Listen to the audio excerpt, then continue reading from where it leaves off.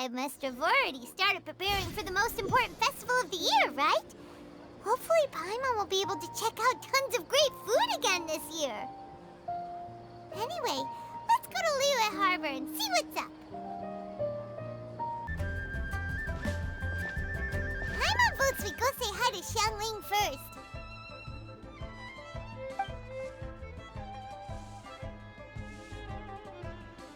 Huh? Xiangling?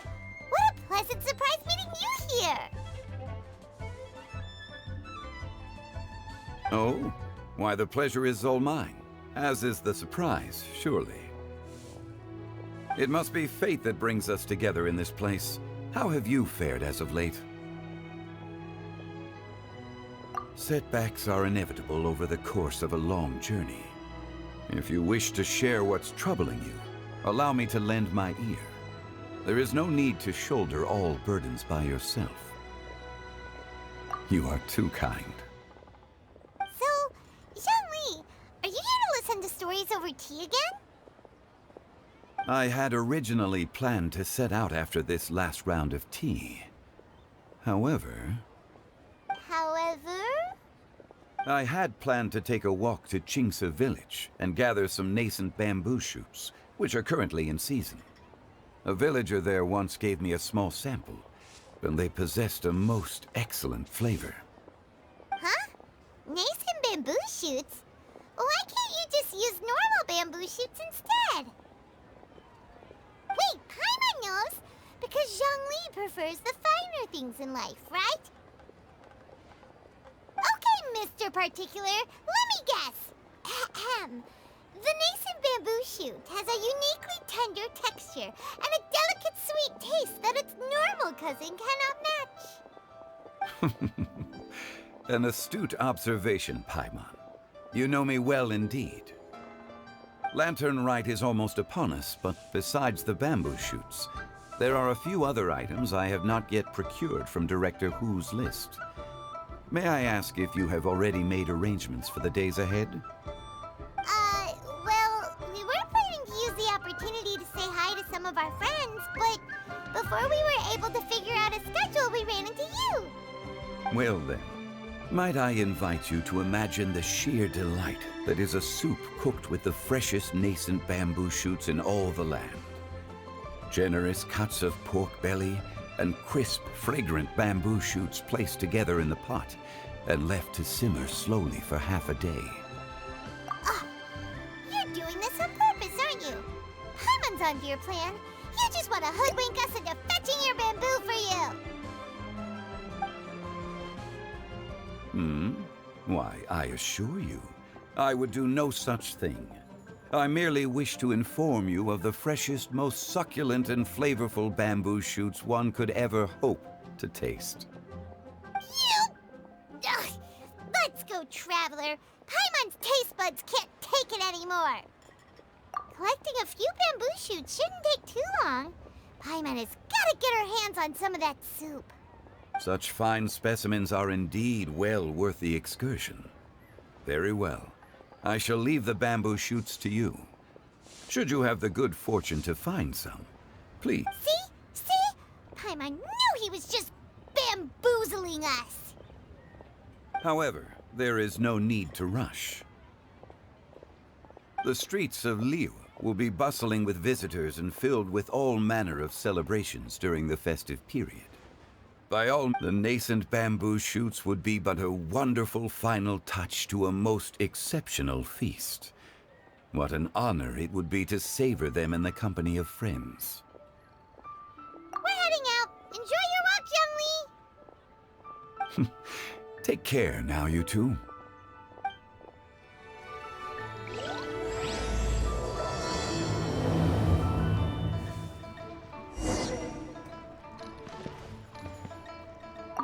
As for Director Hu's list, I shall attend to it after one last round of tea.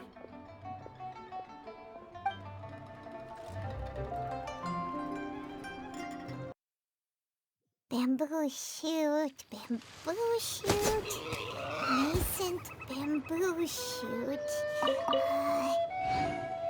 Oh, this one's only just sprouted, and it looks super fresh. Paimon thinks this is the one.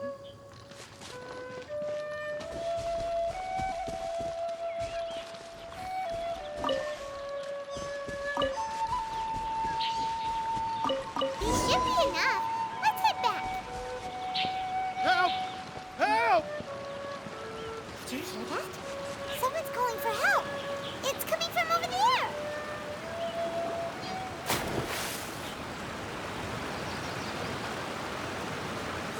Are you okay? Did any water go down the wrong pipe?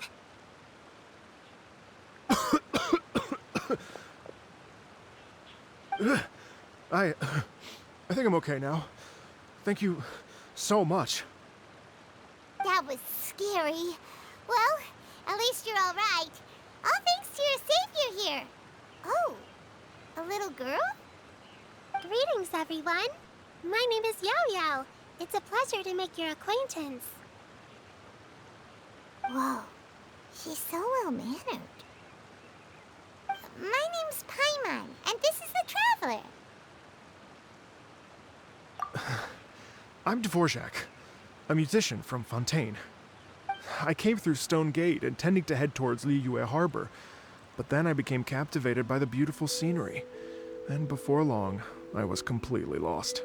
Just now, I was so mesmerized by the waterfall that I slipped and fell into the water. If it weren't for Miss Yao Yao's help, I shudder to think what might have happened. It's all right, Mr. Dvorak. The splashing around the bottom of the waterfall means the stone path is always wet and slippy. You definitely have to be careful. Next time you're exploring an unfamiliar environment, try to focus on what's right in front of you. Don't let your mind wander. As long as you watch your step, accidents like this won't happen anymore. Yes, ma'am. I understand. I'll remember to be more careful next time. Oh, are you hungry, sir? Oh, I'll be fine. Please, sir, it's quite all right. I was born and raised here in Liyue. It's only natural for me to extend my hospitality to any guests who are passing through. I expect you still have quite a long journey ahead of you. It's very important to keep your energy levels up. I still have some lotus flower crisps left in my backpack. Why don't we split them between the four of us? Aw, what a thoughtful kid! She even has some for Paimon. You're welcome.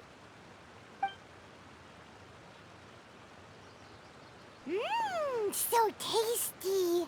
If only there were more. Having a healthy appetite is a good thing. It means Paimon's still growing. If I'd known I was going to run into you, I would have made a second batch. Hope you're taking notes, Traveler. This is how you treat your Paimon. What do you think, sir? Are Liyue snacks to your taste? I wonder if they're not sweet enough. No, they're perfect. When I was traveling through Mondstadt, I had a chance to try one of their moon pies. It had a meat filling, unlike these crisps. But apart from that, it seems like they follow a similar cooking process. Both are delicious in their own way. As for Fontaine's cooking, though, it's been a long time since I've had a taste of home. Sounds like you spend a lot of time on the road, huh? I do. It's part of my job. I'm one of the main organizers of the Iridescence Tour. Iridescence Tour? The Iridescence Tour is one of the biggest music festivals in Fontaine. We're looking to expand, though. Our aim is to hold a festival in every nation. At least, all the main organizers share this goal. Unfortunately, it's a long story, so I'll spare you the details.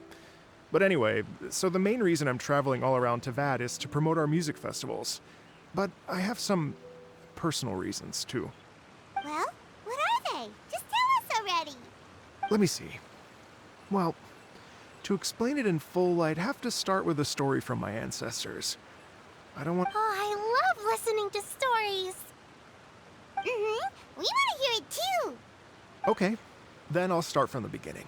The story goes that my ancestor, who was also a traveler, once slipped and fell into a lake during his travels. As he was sinking and gasping for breath, he heard a wondrous tune in the air. They say it was the most beautiful, moving melody he had ever heard, even in that life and death moment. The ethereal music seized his full attention and almost made him forget the fact that he was drowning. When he finally came to, he found that he had already been brought ashore.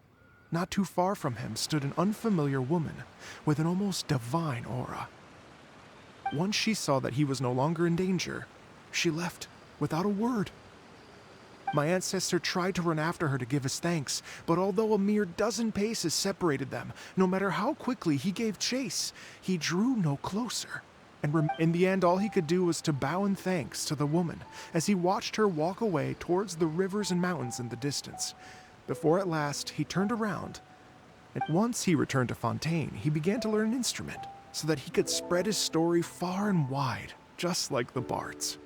After generations of retelling, embellishing, and dramatizing, people have come to think of that lady as something like a fairy. The story's become something of a local legend in Fontaine. It's called the Lady Overlooking the Lake. People now say that if you go down to the lakeside and play an instrument, so long as you play a pleasing melody, you will hear a fairy lady who is hiding out of sight, playing along with you. Wow! Exactly. It may just be a legend to others, but for me, it's a real part of my family history. I wanted to find out the truth of this tale, so I decided to retrace my ancestors' steps and search for that lady's modern-day descendants. Of course, there's no way of knowing where my ancestor fell into the lake all those years ago, so I always knew that the search would be akin to looking for a needle in a haystack. I've spent many years on the road now, and I'm nowhere near as fit as I was in my youth. The wish that I've spent half my life chasing after has now become something of an obsession. Well, I haven't lived half of my life yet, but still, I understand how you must feel. Paimon too! It's like... imagine if you saved the center of a lotus flower crisp, which is the best part, by the way, because you wanted to eat it another day. But then suddenly, sploosh! It falls into the water, never to be seen again!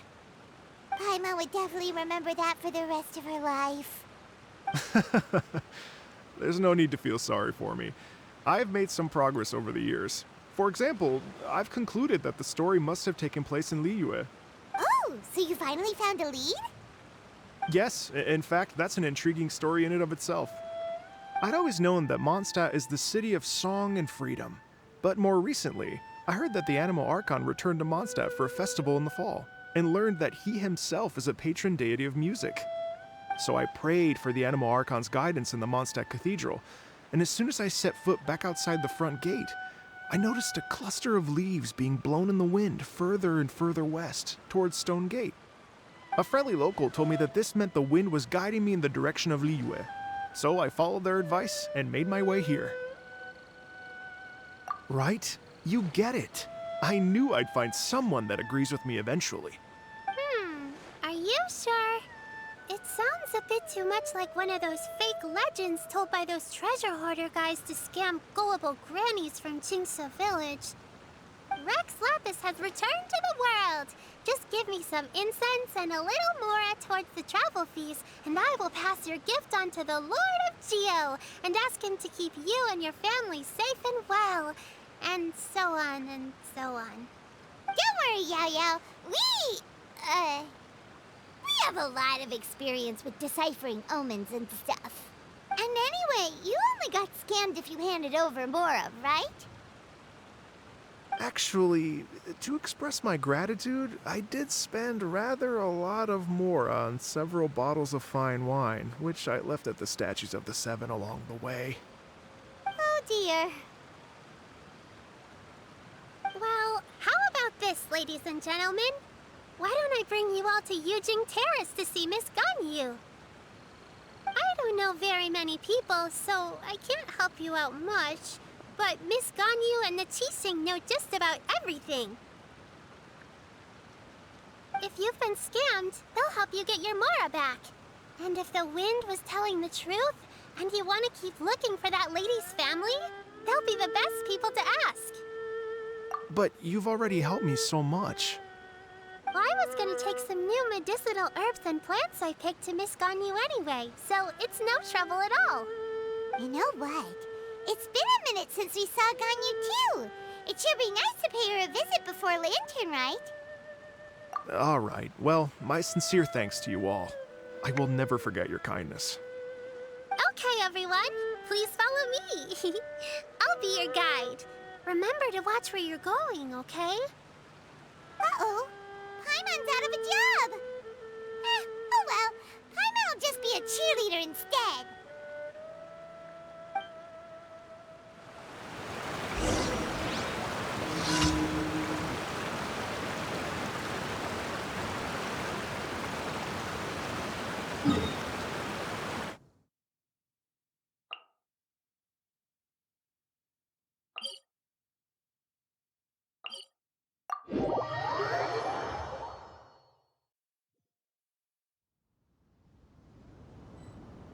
Reduced to just standing around. How absurd.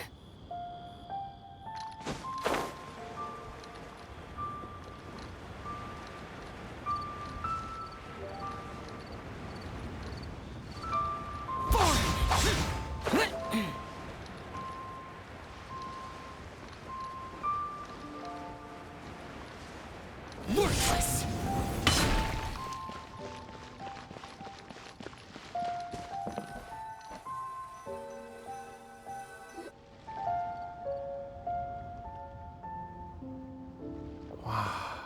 Liyue Harbor looks very different from when I came last. It's almost as if I'm listening to the same melody, but with a richer timbre and new variations added. Well, we are here during Lantern Rite after all. It only comes once a year, so they always have a big celebration. It's fair to say that this time of year is when Liyue Harbor looks the prettiest. Great! Let's go and check it out. I can't wait to get into the city and see it all up close for myself.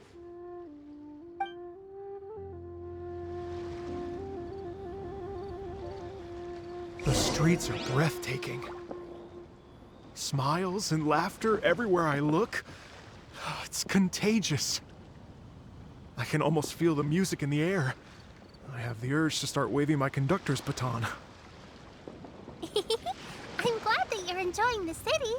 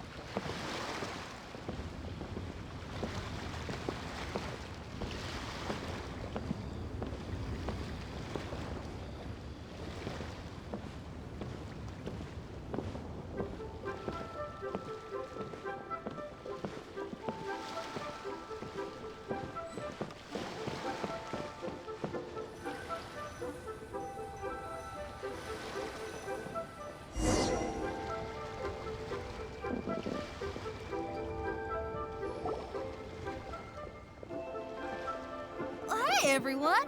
Fancy meeting you all here. What a nice surprise. Hello, Xinyan. Let me introduce some new friends. They are... Traveler, Paimon, and Mr. Dvorak, right? I've known them all for quite a while. When I was last here to advertise a Liyue stop for the Iridescence tour, Xinyan was one of the few people willing to give me the time of day. Feels like I've been chasing this Iridescence tour bandwagon halfway around the world, but I keep getting stood up. What's going on, Mr. Dvorak? I'm so sorry, Xinyan. We've had a string of terrible luck recently, and every time we've tried to put on a show, something or other has come up to stop our plans from materializing. Is that right? I guess it can't be helped. So, what brings you to Liyue Harbor at this time of year anyway? Thinking of putting on a music festival during the Lantern Rite celebrations? A Lantern Rite music festival? Yes, please! No, I'm actually here on personal business this time. Oh, so no Lantern Rite music festival? I mean, that's not just up to me. Hosting a music festival takes a lot of funding and personnel. Moreover, I've never worked with the Liyue authorities before. Even if I were to start putting something together right now, I think it'd be too rushed. Wait, but we're going to meet the Liyue Qixing, aren't we? And they're the ones in charge. Uh-huh, that's right. Miss Keqing and Miss Ningguang can make anything happen. You mean... what? This is the perfect opportunity! Well, sure, it might not work out, but it can't hurt to bring it up as a suggestion. That's the spirit! See? Even the Traveler agrees with me. Mr. Dvorak, don't let yourself be put off by the fact that a few things haven't worked out recently. As for the performers, I can put you in touch with some local artists. My friend Yunjin is a well-known opera singer in Liyue. With her support and a commissioned song from the Yunhan Opera Troupe, we should be able to get something going. But what about you, Xinyan? Are you just going to sit this one out?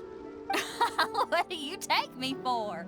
If we actually manage to make the Iridescence Tour Lantern Rite Grand Concert a reality, you think I'd let anyone else perform the opening act? Wow! There's that rock and roll spirit! What do you say, Mr. Dvorak? Okay. I'll give it a shot. But the opening act is not something to be chosen lightly, Xinyan. I will judge your work by the strictest of standards, so please make sure you are fully prepared.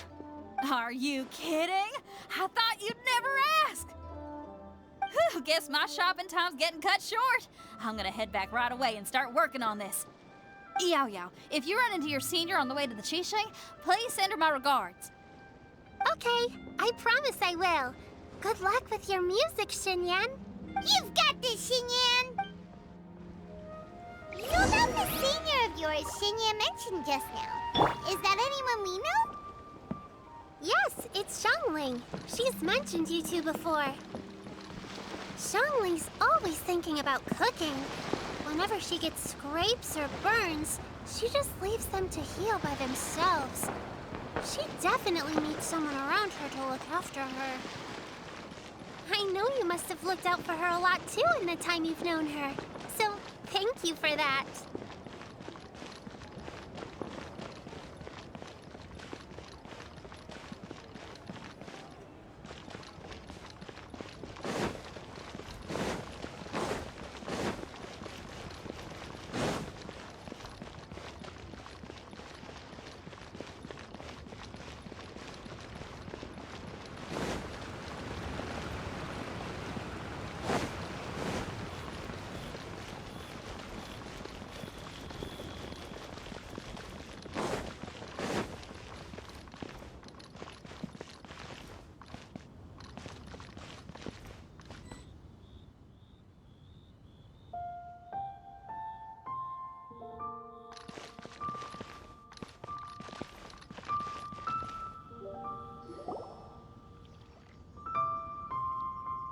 It's Master!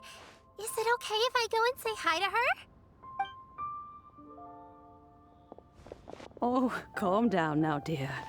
I'm not about to run off anywhere. I'm not a bundle of energy like you. I haven't seen you in days, Master!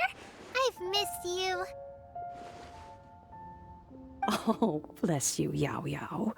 You do say the sweetest things. Ah, look who it is.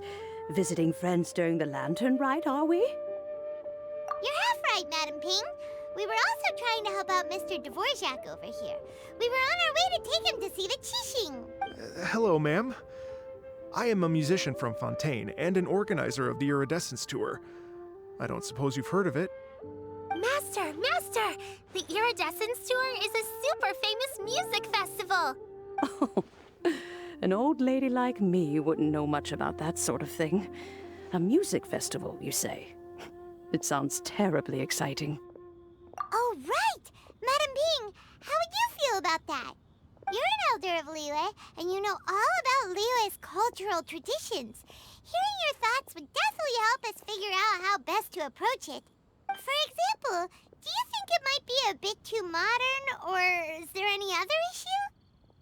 Why, not at all. Music pays homage to history and culture. And it can also be a bridge between different civilizations. Times change, and the music enjoyed by the youngsters of today is no doubt very different from the tunes I was accustomed to in my youth. Nevertheless, all fine things in life can be appreciated. And so, I look forward to it immensely. Hear, hear. I do believe that, my own dear grandmother aside, you are the wisest old lady I've ever met. Goodness gracious, you're all being suspiciously sweet today. Yao Yao, whatever have you been feeding them? Master, you're in such a great mood today. You're even cracking jokes with the rest of us. Oh, well, I'm sure you must have plenty to be getting on with. Yes? Run along now. Don't let me hold you up. Thanks, Madam Ping. We'll see you again soon.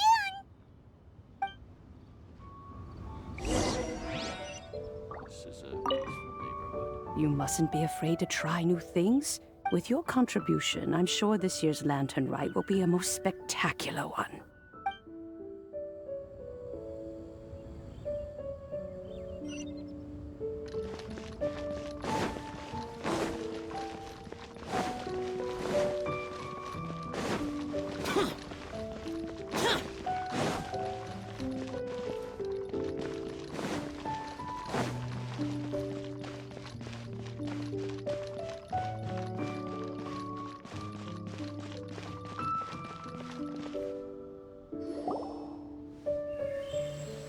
And when you meet with the Ministry of Civil Affairs, please remind them that the festivities are not an excuse to procrastinate their work.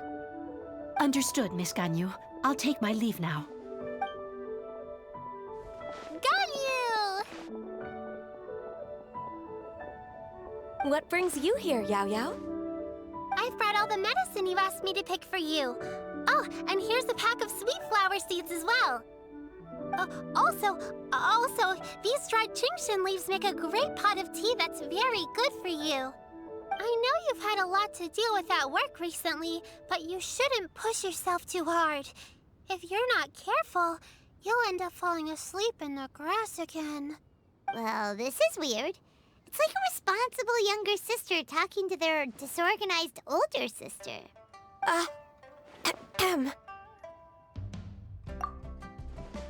Thank you, but Paimon's criticism is quite valid. I do have a tendency to neglect matters outside of work, and that's something I should improve on. Oh, my apologies. I don't believe we've been introduced. Ah, Paimon will do the honors.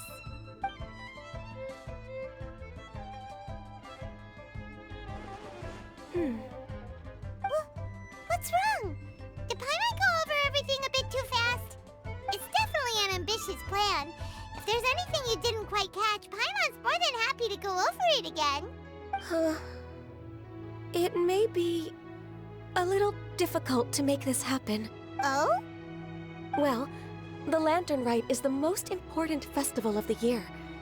Our celebrations must not only be visually spectacular, but also appeal to the tastes of Liyue citizens from all walks of life.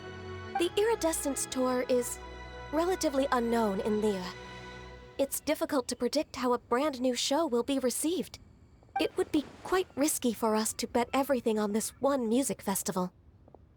All very valid points. I completely understand. Therefore, we will not replace or cancel any of our pre-existing program.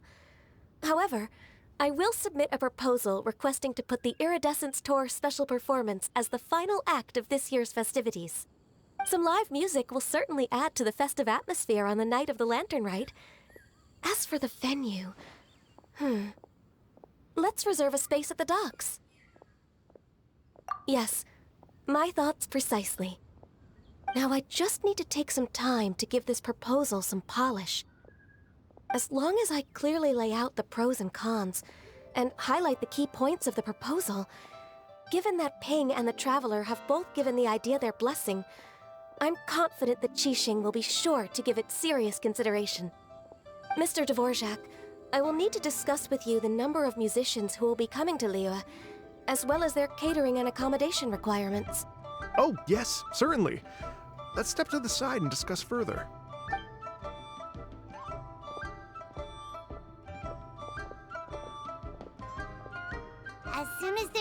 to do. Ganyu's as diligent as ever. I couldn't agree more. Master once said that everyone has things that they are good at and things that they are less good at. So, with that in mind, Ganyu shouldn't feel compelled to become perfect at absolutely everything. I'm good at taking care of people, so that can be left to me. Wow. Hey, Yo-Yo, can you take care of Paimon too? Paimon's getting hungry again. I'm afraid my backpack's empty now, but if you let me know what you like, I can bring you some of your favorite dishes next time we meet. Apart from lotus flower crisps, what else do you like? Anything sweet, and anything that's made from slimes.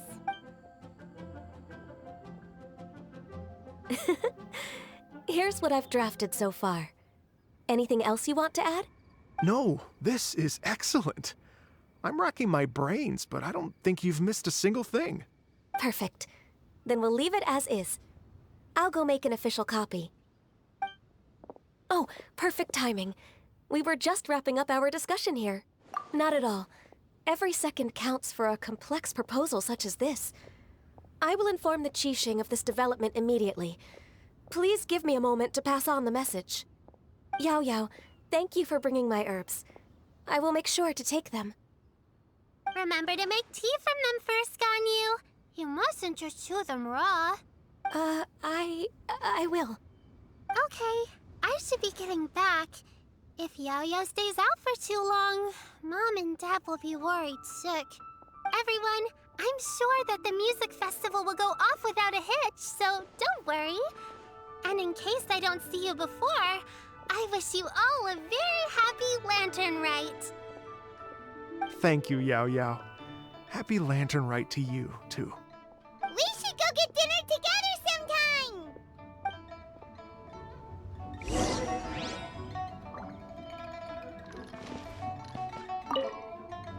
That lady I just talked to, Ganyu, she really thinks of everything.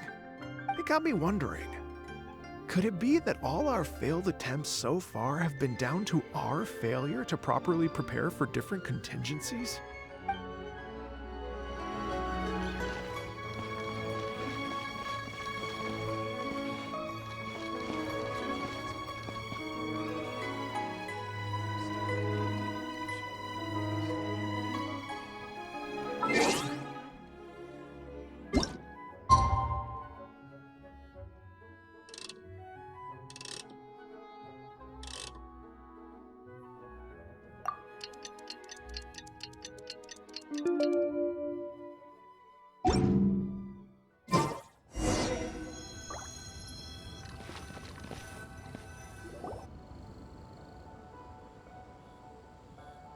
Greetings, Traveler, Paimon, and Mr. Dvorak. Call me Kuching. Ganyu has brought me up to speed on everything. I'll get straight to the point. The Qixing have approved Ganyu's proposal. Over the next few days, I will be working with Mr. Dvorak on behalf of the Qixing to facilitate the organization of this concert. Yay! That's awesome! Please, the Qixing have a duty to deal with matters such as these. We have merely moved things forward to the next step. On a more personal note, I am an avid supporter of all things new and innovative. As such, it is my privilege to work with you on this exciting project. Thank you so much, Kuching. I'd become quite discouraged after our recent failures and was expecting the same outcome once again, so I didn't dare to get my hopes up. Never in my wildest dreams could I have imagined this going so smoothly. It's like a dream come true. Right. Time for me to call in the performers. To stage a concert at a high-profile event like this is a rare opportunity. We'll make sure it's a night to remember. Yes! Our music band's finally getting fired up! Yes, indeed. I know exactly what I'm doing from here. For a musician, music will always be the language they are most fluent in. Oh, that. That can wait for another time. Oh. Ganyu? What's wrong? They told me all about Mr. Dvorak's situation, but I was so engrossed in drafting the proposal that I forgot all about it. Oh, that's quite all right. I don't even know what the person I'm trying to find looks like, so it was always going to be a long shot. Don't worry about me, Ganyu. your time and energy are needed elsewhere. I'm sure you already have plenty to deal with between this concert and everything else going on during the Lantern Rite. Thanks. It was just that I had a few initial thoughts when I heard your story. For instance, I wonder if this lady your ancestor met might have been an Adeptus. To tell you the truth, Mr. Dvorak, I am somewhat related to the Adepti myself. I am part human and part Qilin. The Qilin is an illuminated beast. I know how important your quest to get in touch with your roots must be to you, because I've been there myself before, trying to find out where I belonged. Did you say the Adepti? And you're illuminated beast? Part Qilin? Are you telling me all the rumors of the Liyue Adepti are real? So it's not just artistic license? You bet they're real! Trying to track them down is tough, though. Like Julian Karst itself. There's nothing specifically stopping you from going there, but getting in and out of there is quite an ordeal. Yes. Anyway, if you're looking to uncover a lost melody or shine light on a forgotten aspect of Liyue's cultural history, I'm probably not the best person to ask. But if it's a person you're looking for, then I just might be able to help. I see. I think I understand the situation now. In that case, Ganyu, shall we divide the work between us? Yes, that was also my thought. Great. So Mr. Dvorak and I will concentrate on things here in the city to make sure the concert goes according to plan. In the meantime, Ganyu will reach out to our network and try to find the person he's looking for. How's your workload at the moment? Will you be able to make time? I can probably get through everything in 2 days, as long as I don't sleep.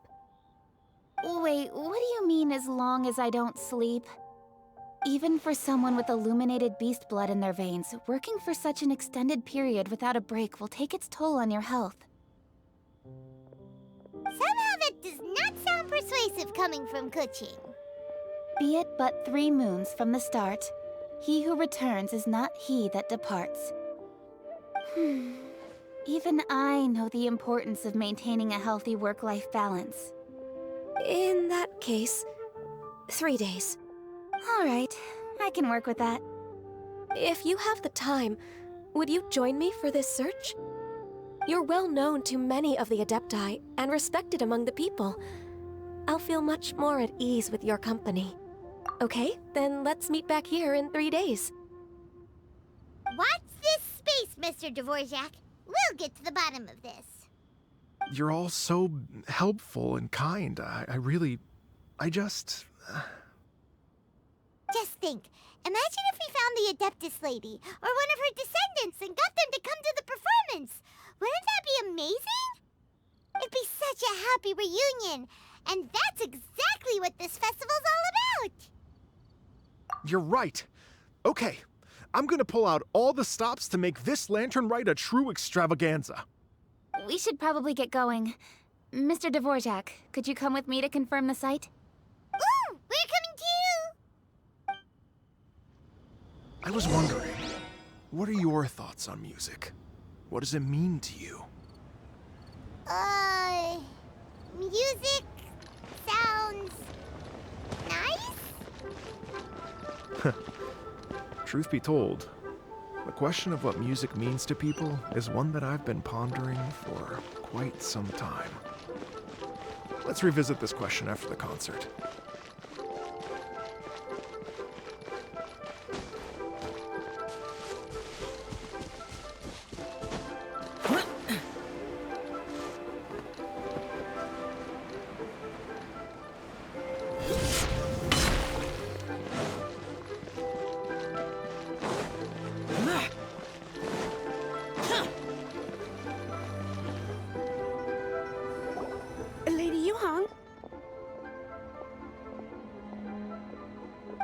What is it? Per Lady Ningguang's orders, I've been gathering intelligence outside of the city with the goal of uncovering and dispatching any trouble ahead of the festival. I am told that a strange melody was heard somewhere along the coast. I was wary of investigating further on my own, so I was just on my way to report this incident to Lady Ningguang. But I'm worried that if we don't act right away, we may miss the window of opportunity to take appropriate action. I understand. In that case, Yeah, Kuching, you're busy enough as it is. There's a ton of different things in the city that needs your attention. Leave it to us. Don't worry. Whatever it is, we'll definitely be able to handle it. Well, she will handle it. With the Traveler on the case, it's as good as dealt with. Thank you. This will be a great help. I will inform Lady Ningguang about the situation. Once it's resolved, please come and find me again at Yujing Terrace and let me know. Will do. And say hi to Ningguang for us. you have my thanks too. Stay safe and come back as soon as you're finished. Good luck.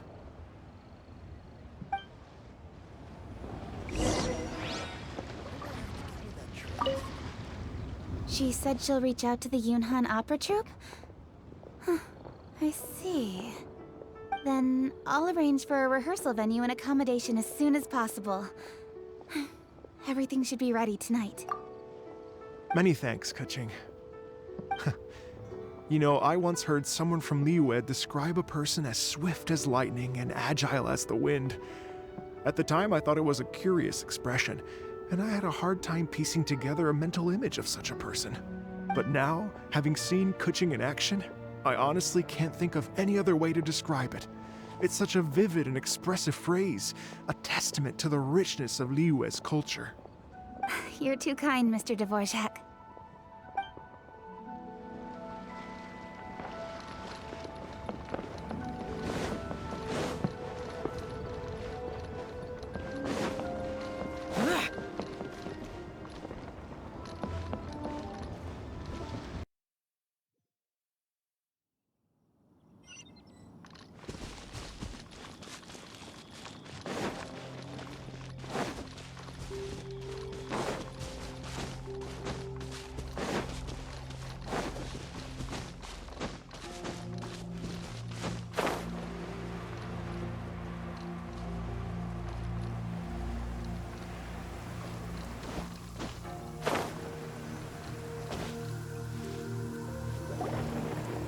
Said the strange tune was coming from around here, right?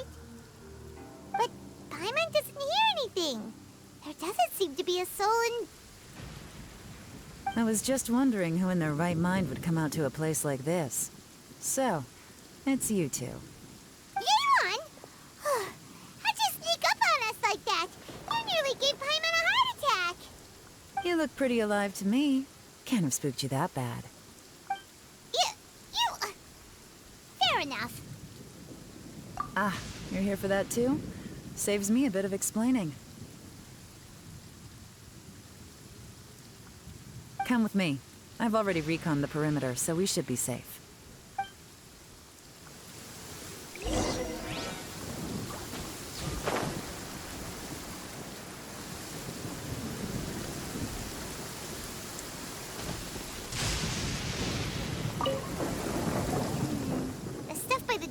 Pretty good condition, though. It can't have been too long ago that someone was last living here.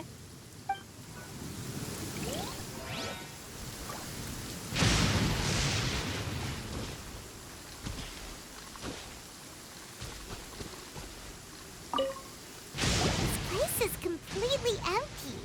There's nothing valuable left here at all.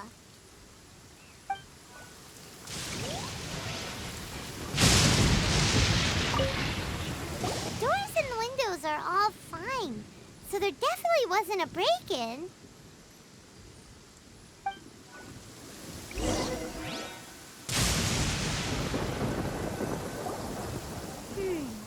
How strange. It looks like it's been looted, except for the fact that there's no sign of a struggle.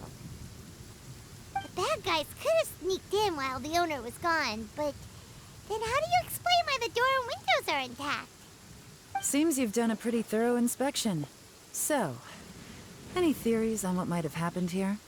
Yeon, you didn't hide some of the evidence from us on purpose, did you? Why would I make this more difficult for you? We're on the same side here. Okay, well... Paimon thumbs up then. Paimon's got nothing. What about you? Give up as well?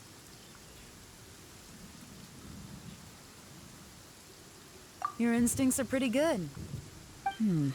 Or perhaps it's not instinct.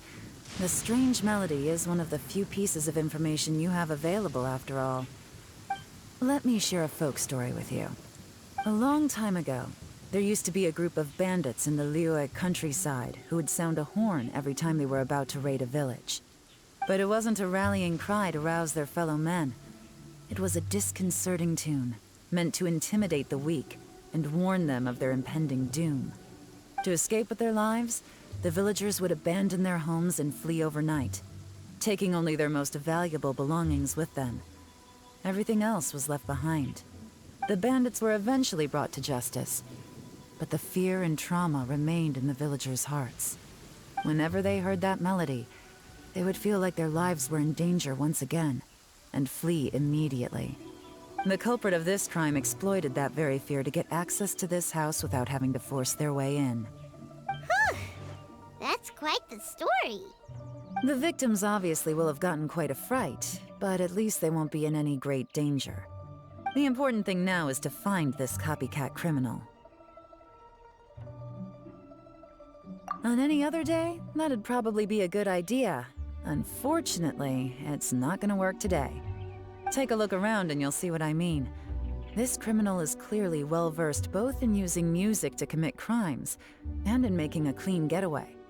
Not only did they stay off the muddy road to avoid leaving footprints, it looks like they were also careful not to bring any gadgets with so much as a trace of elemental energy. Evidently, they were intent on keeping even the most experienced investigators off their trail. Unfortunately for them, I'm one of the best trackers in the business. They're not about to get away with their little scheme on my watch. So basically, if we want to find the culprit, we just need to follow Yelan.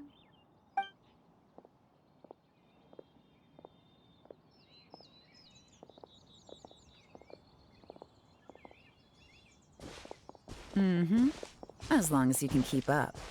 Since the culprit's trying to be cautious and low risk, I'll bet they left through an area with some vegetation for cover, but not so much that it would slow them down.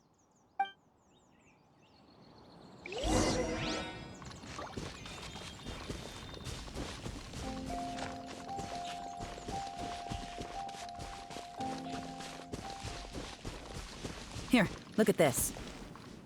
These tracks are superficial, but they definitely didn't occur naturally.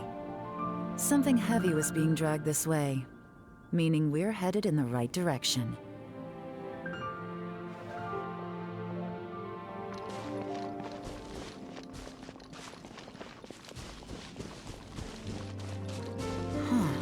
Their pace has increased. Normally, people carrying a heavy load slow down as their journey goes on and they start to tire. Whatever's motivating them to speed up must be psychological. For instance, reaching the home stretch.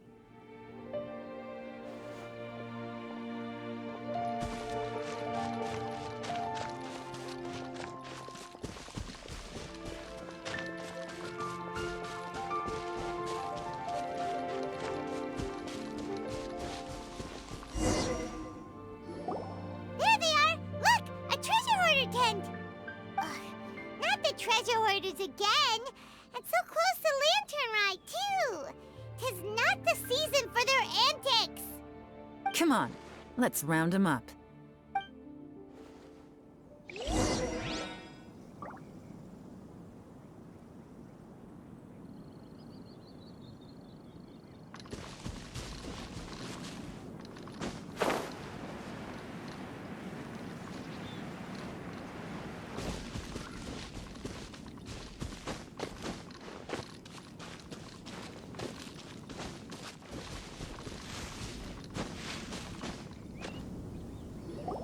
Hey! Who are you? Where did you come from? The evidence is conclusive. Okay, confess and we'll go easy on you. My patience is running low, so why don't you do us both a favor, You kidding me? You think I'm scared of you? Perhaps not, but you should be.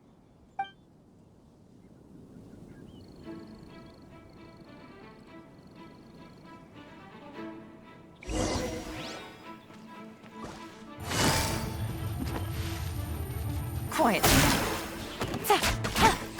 You're open! Gotcha. Curses. Seems like you're not all talk after all. There's no going back now. Better up my game.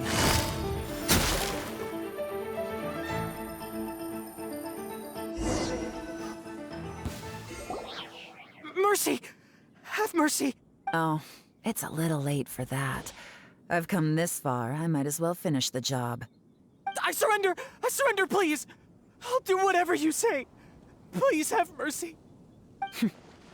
Tell us everything. You have one chance, and I'm warning you. Don't make me ask twice. I won't, I swear. You know, so Lantern Right's nearly here, and like a lot of people, I wanted to buy a few nice things. I know I'm with the treasure hoarders and everything, but I don't really have any kind of experience with robbing people and whatnot. So I don't have the guts to break into somebody's house. Wow, you're really going to complain to us about that? No, not at all. I'm just telling it how it is. Okay, continue. I racked my brains trying to think of what I could do, and eventually, I remembered something from back when I was a kid. The bandits would blow their horn, and my grandma would grab us kids and run. I remember the tune, so I figured I'd try it for myself. I mean, just to see what would happen. At first, anyway, I seriously didn't expect that family to pack up and leave. But they did, and they just left all their stuff right there for the taking. It was too easy, I couldn't resist. It was completely wrong of me, I know that now. I'll return everything that I took. It's all still in perfect condition, and it'll be like it was never gone. Please, give me a chance, huh? Let me make it right. Give you a chance, huh? Sounds to me like you'd rather strike some kind of a deal than spend Lantern Right behind bars.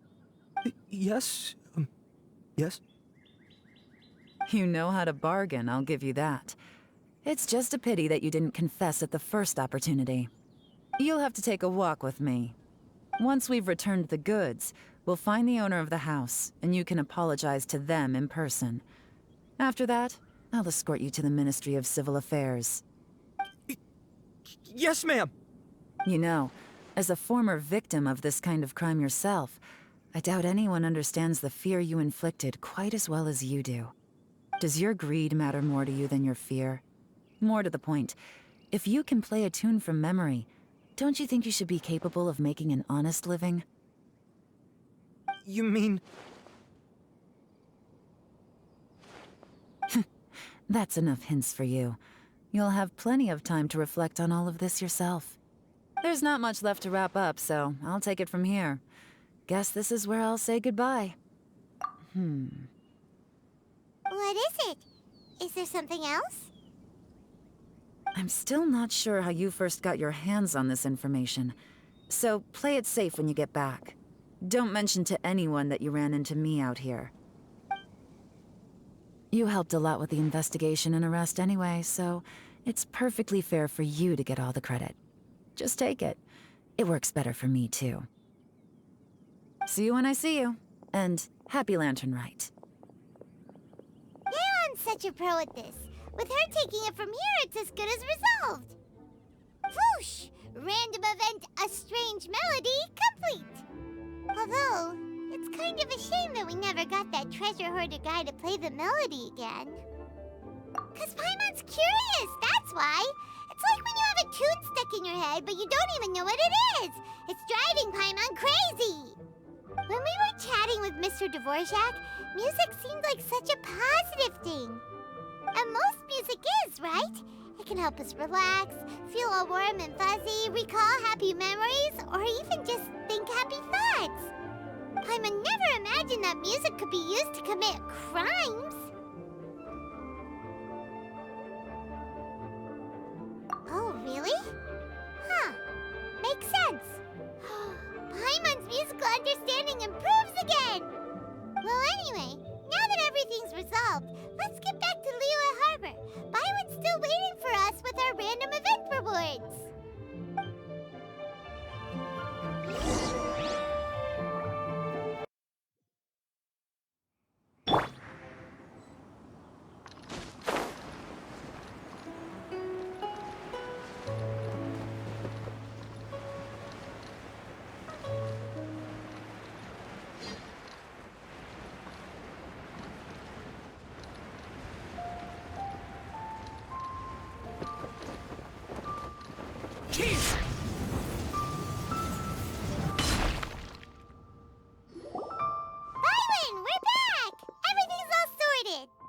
That's great news! Oh, please wait here a moment if you would be so kind. Lady Ningguang instructed me to advise her upon your return.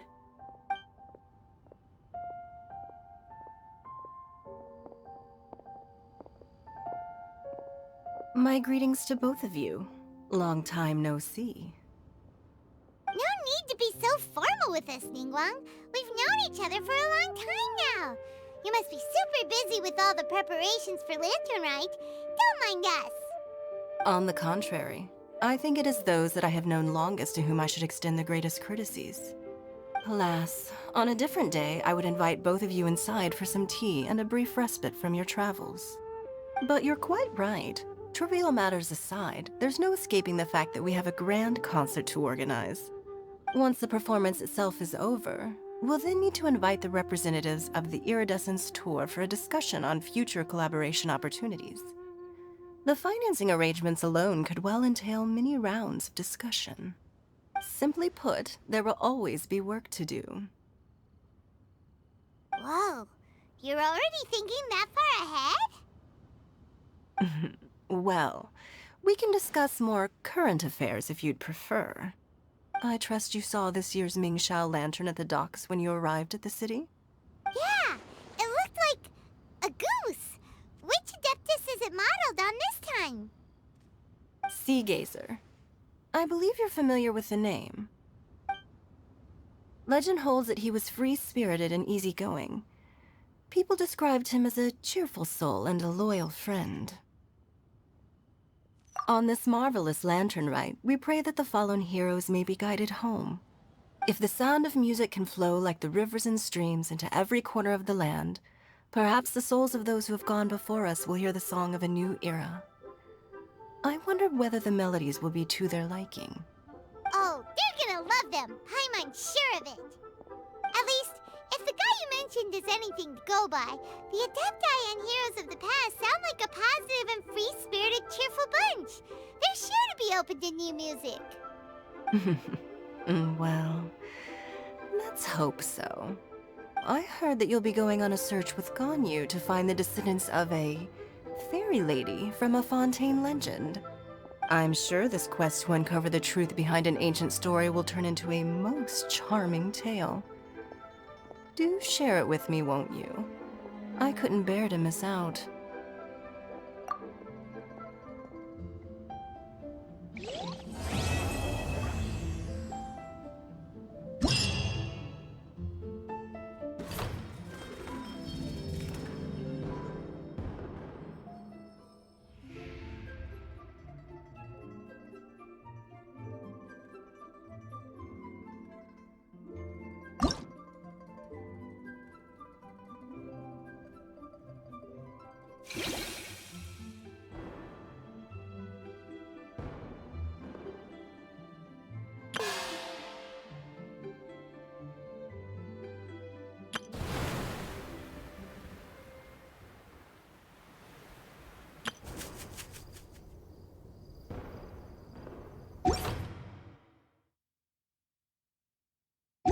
The damned will sooner die again than lay a hand on me.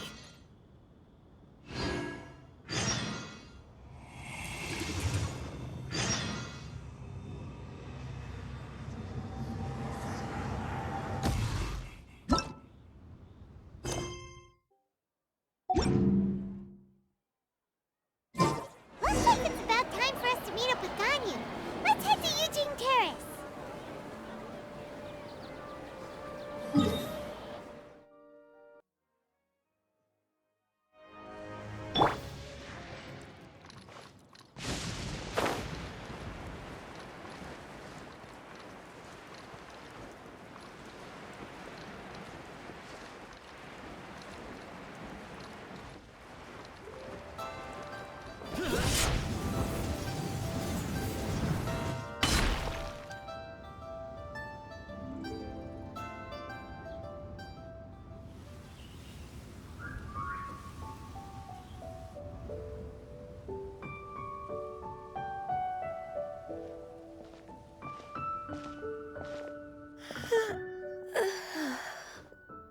Greetings, Traveler and Paimon.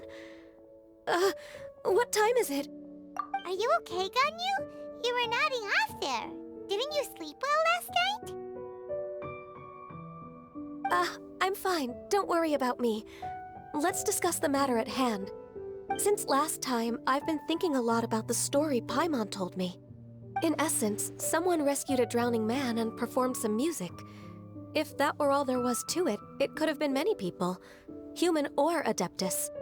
But the tune was allegedly so wonderful that the drowning man forgot about everything else, even his own impending death, and only came to his senses after being brought to shore. Perhaps there was an adeptal power at work in that music that he, as a mortal, could not perceive. Or perhaps he sensed a power surrounding him but lacked the words to describe it, not knowing where it came from. Either way, if this part of the story is true, then the rescuer has to have been an Adeptus. You really think so? But this story is all the way from Fontaine. Isn't this a bit of a long shot? Also, Paimon's really curious about how people from Fontaine think this fairy lady looked.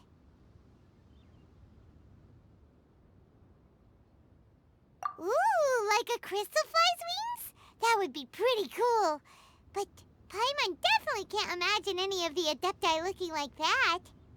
Actually, Ganyu, if you had to save a drowning person, how would you go about it? Huh? Me? Well, I'd get them to the shore, and then I'd probably hide behind a tree and watch them for a while. Once I was sure that they were going to be okay, I'd slip away without a sound. Got it. So basically, Ganyu's the type of person who doesn't like taking credit for her good deeds. No, it's not like that. I'm just not very good at explaining things. And I also find it really awkward accepting other people's gratitude. Well, what if this Adeptus in the story had a similar attitude? That would explain why she just left without saying a word. She was probably thinking something like, one was merely passing by and saw fit to address this egregious disruption to one's graceful zithering at once. You may keep your thanks to yourself. That was actually a very good impression of Cloud Retainer, Paimon. As far as I'm aware, Cloud Retainer isn't the most musically gifted. Still, we can't completely rule her out just yet. If we set off now, we could head to Mount Outsung and ask her about it. You'll be able to confirm either way if it's her, and I can, I've been in Lea Harbor for so long now that I'm just not as familiar with the Adepti anymore. If there's anything we want to know about them, she's the best person to ask. Sounds great! And we're pretty close with Cloud Retainer by now, so we probably don't even need to bring her food this time, right? I've prepared a gift for her to mark the festival, just in case. However, Cloud Retainer spends most of her days studying mechanisms in her abode. She's on her own so much of the time that the moment she has someone to chat with, she just... Never mind. I promised I'd help Mr. Dvorak, and now that I've made the contract, I can't be having second thoughts. Traveler, Paimon, let's set off for Cloud Retainer's abode. Seems like this is a tough decision for Ganyu, but she's made up her mind now. Paimon gets why she'd be so anxious. Okay, how about this? If Cloud Retainer tries to start telling stories about her again this year, we should pipe up and change the topic. Wait, did she leave already? Hey, Ganyu, wait up!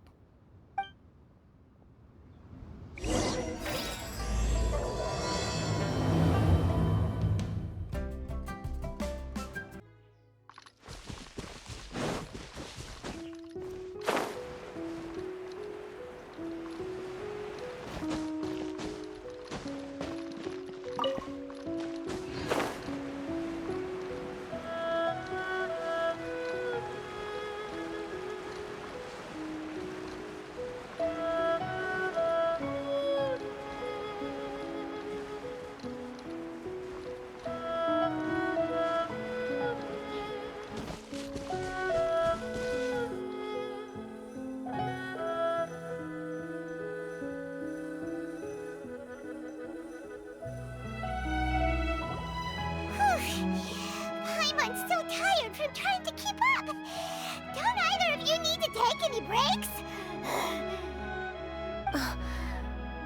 I can't believe it. Cloud Retainer is not here. Huh? Did we miss her? She doesn't like to travel, so in the past, it's always been the other Adepti who come to visit her during the festivals. True. Now that I think about it, Cloud Retainer would be quite capable of taking care of anything on her own. There's no need to worry about her. Since she's not here, I guess the next step is to check all the other Adepti abodes, one by one. Uh-oh. Will it involve a lot more traveling?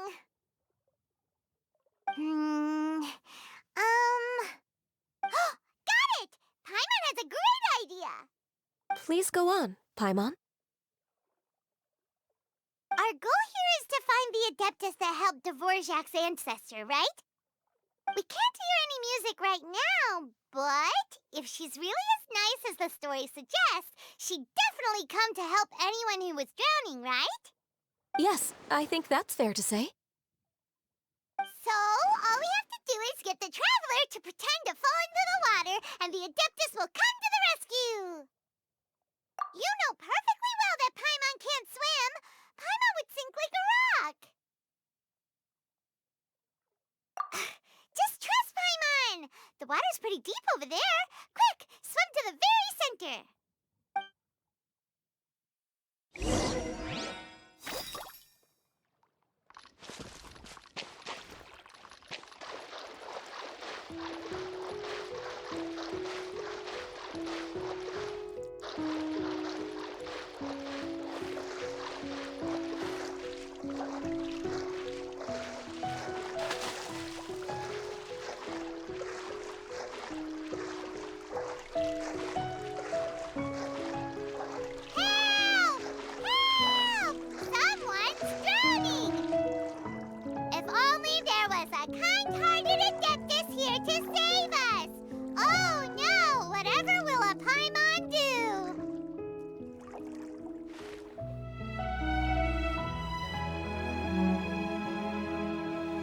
What is going on?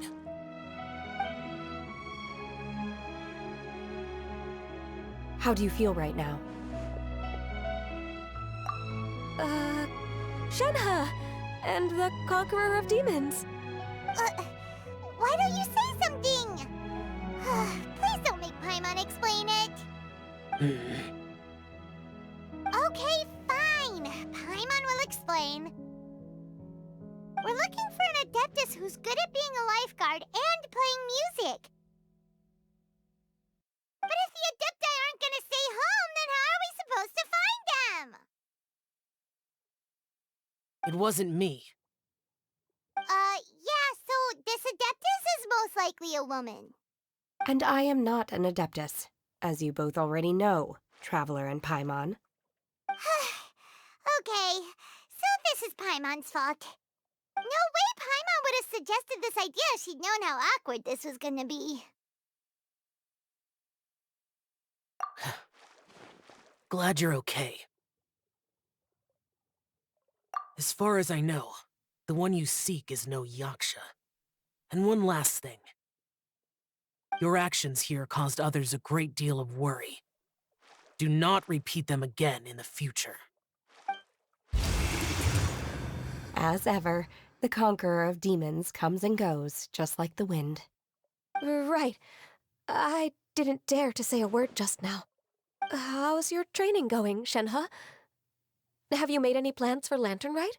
We could spend it together in Liyue Harbor if you'd like. I had planned to spend the festival with Master this year. However... Oh, speaking of Cloud Retainer, when did you see her last? Earlier this morning. She set off for Mount Hulao at dawn. I noticed she was using an Adeptus art of some kind to protect a mechanism that looked like a boiler. Maybe it was a gift for Mountain Shaper. I did not inquire. So we just missed her. Please excuse me for a moment. I think I'll leave the gift in her abode. Sure. Thank you. It's It sounds like Ganyu and Shenhe have gotten a lot closer recently. Yes. During the summer and winter, I continue to train with Master. In the other months of the year, I have been learning to adapt to human life in Liyue Harbor. Ganyu arranged accommodations for me in the city, and also recommended several work positions for me. But when I try to blend in by referring to her as Miss Ganyu or Lady Ganyu, like the others, she says I mustn't address her like that. Sometimes I'm supposed to copy other people. Sometimes I'm not. It's a little difficult to keep track of everything. Oh, is that what it is? Noted. So, you came looking for Master today because you wanted to ask her about the Mystery Adeptus. Is that right? Yep. Oh, speaking of that, have you ever heard any music while out training in the mountains? Music? What is that? It's... a kind of a happy or relaxing sound. Or, a nerve-wracking sound. Or even a terrifying one. Okay, I'm done. I also left her a note so that she knows where to find us. We won't miss her again. Yay! That's really helpful. Thanks! We were just talking about this thing called music, and based on Paimon's description, I do believe I hear it every day. Please follow me. Oh, really? Great, let's go!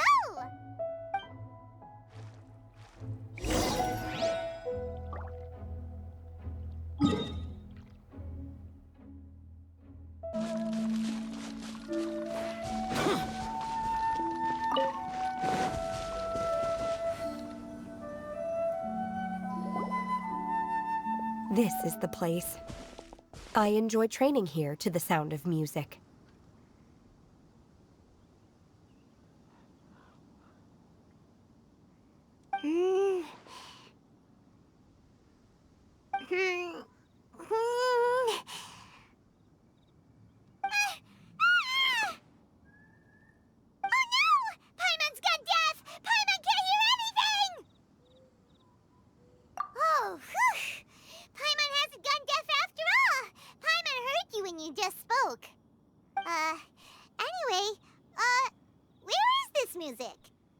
The faint sound of birdsong, the quiet murmur of the streams. These are relaxing sounds. Are they not the music of which you speak? Oh, Paimon wasn't quite done with the description. Okay, fine, it's all Paimon's fault. What we're looking for are not the sounds of nature, but melodies played on special instruments. Oh, and a melody is? Huh? Hey, why don't you just sing that one melody Shen has heard before? It'll probably help her to understand what we're talking about.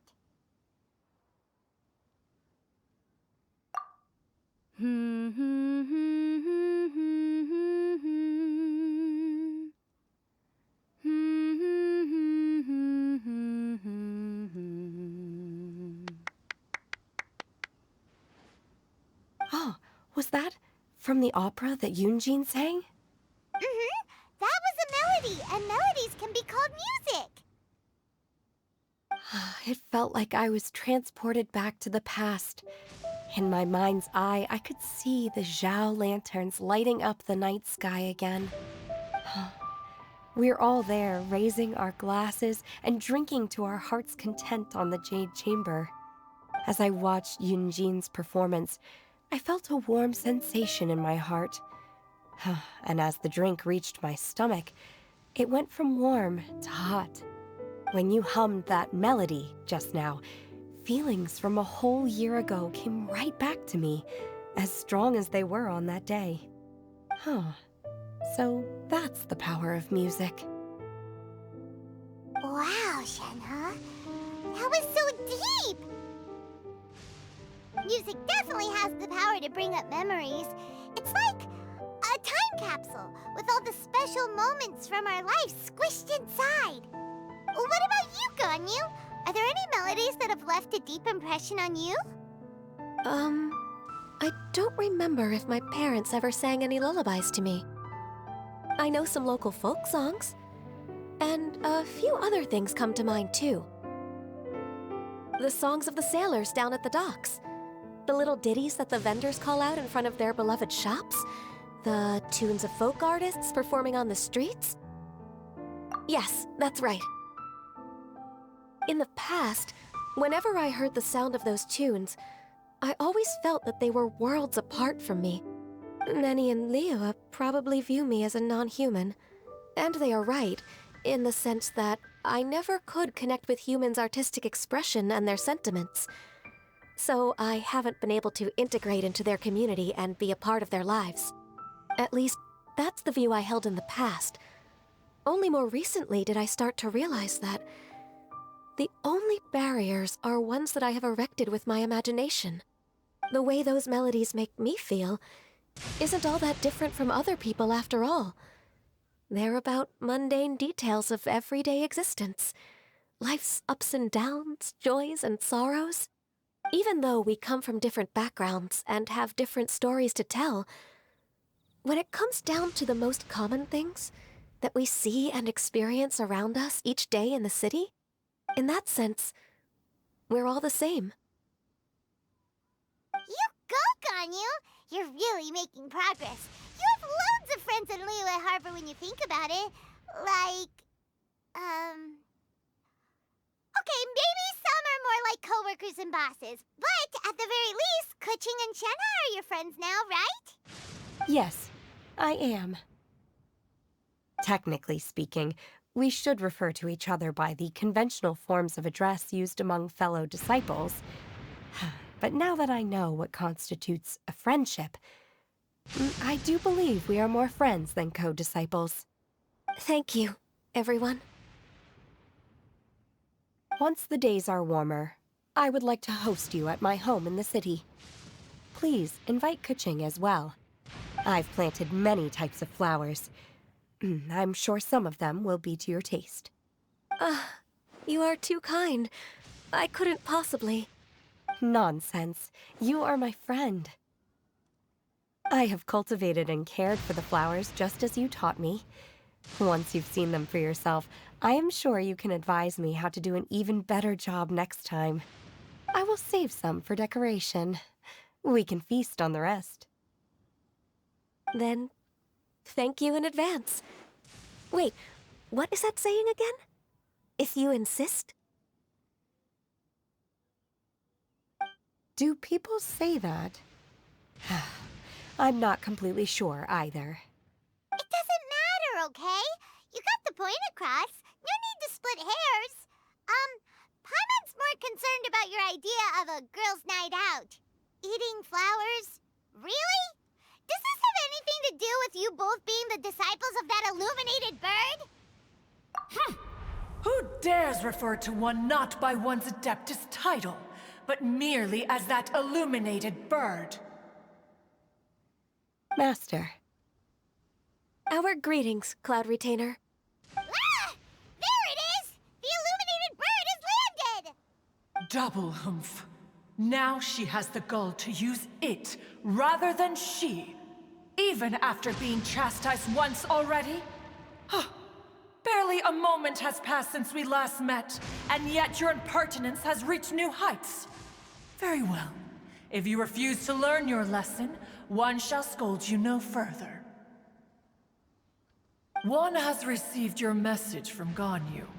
On the matter of the Adeptus you seek, one suspects to know their identity. Well, shall one lead the way? I still have to complete my training for today, so I will bid farewell to everyone here. Very well. Await my arrival at one's abode later this night. On this special occasion, you should indulge yourself with some savory dishes. If you want to release a Shao Lantern, come and find us anytime. Thank you, everyone. Happy Lantern Rite to you too. The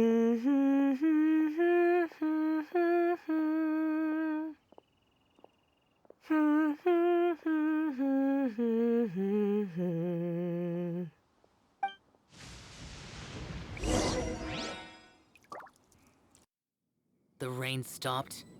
I don't concern myself with the weather.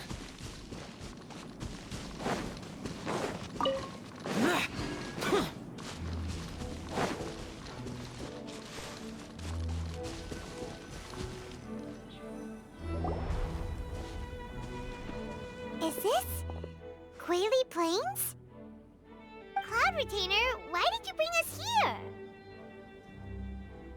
Ganyu is of course familiar with the name Guizhong, but have you ever heard of her?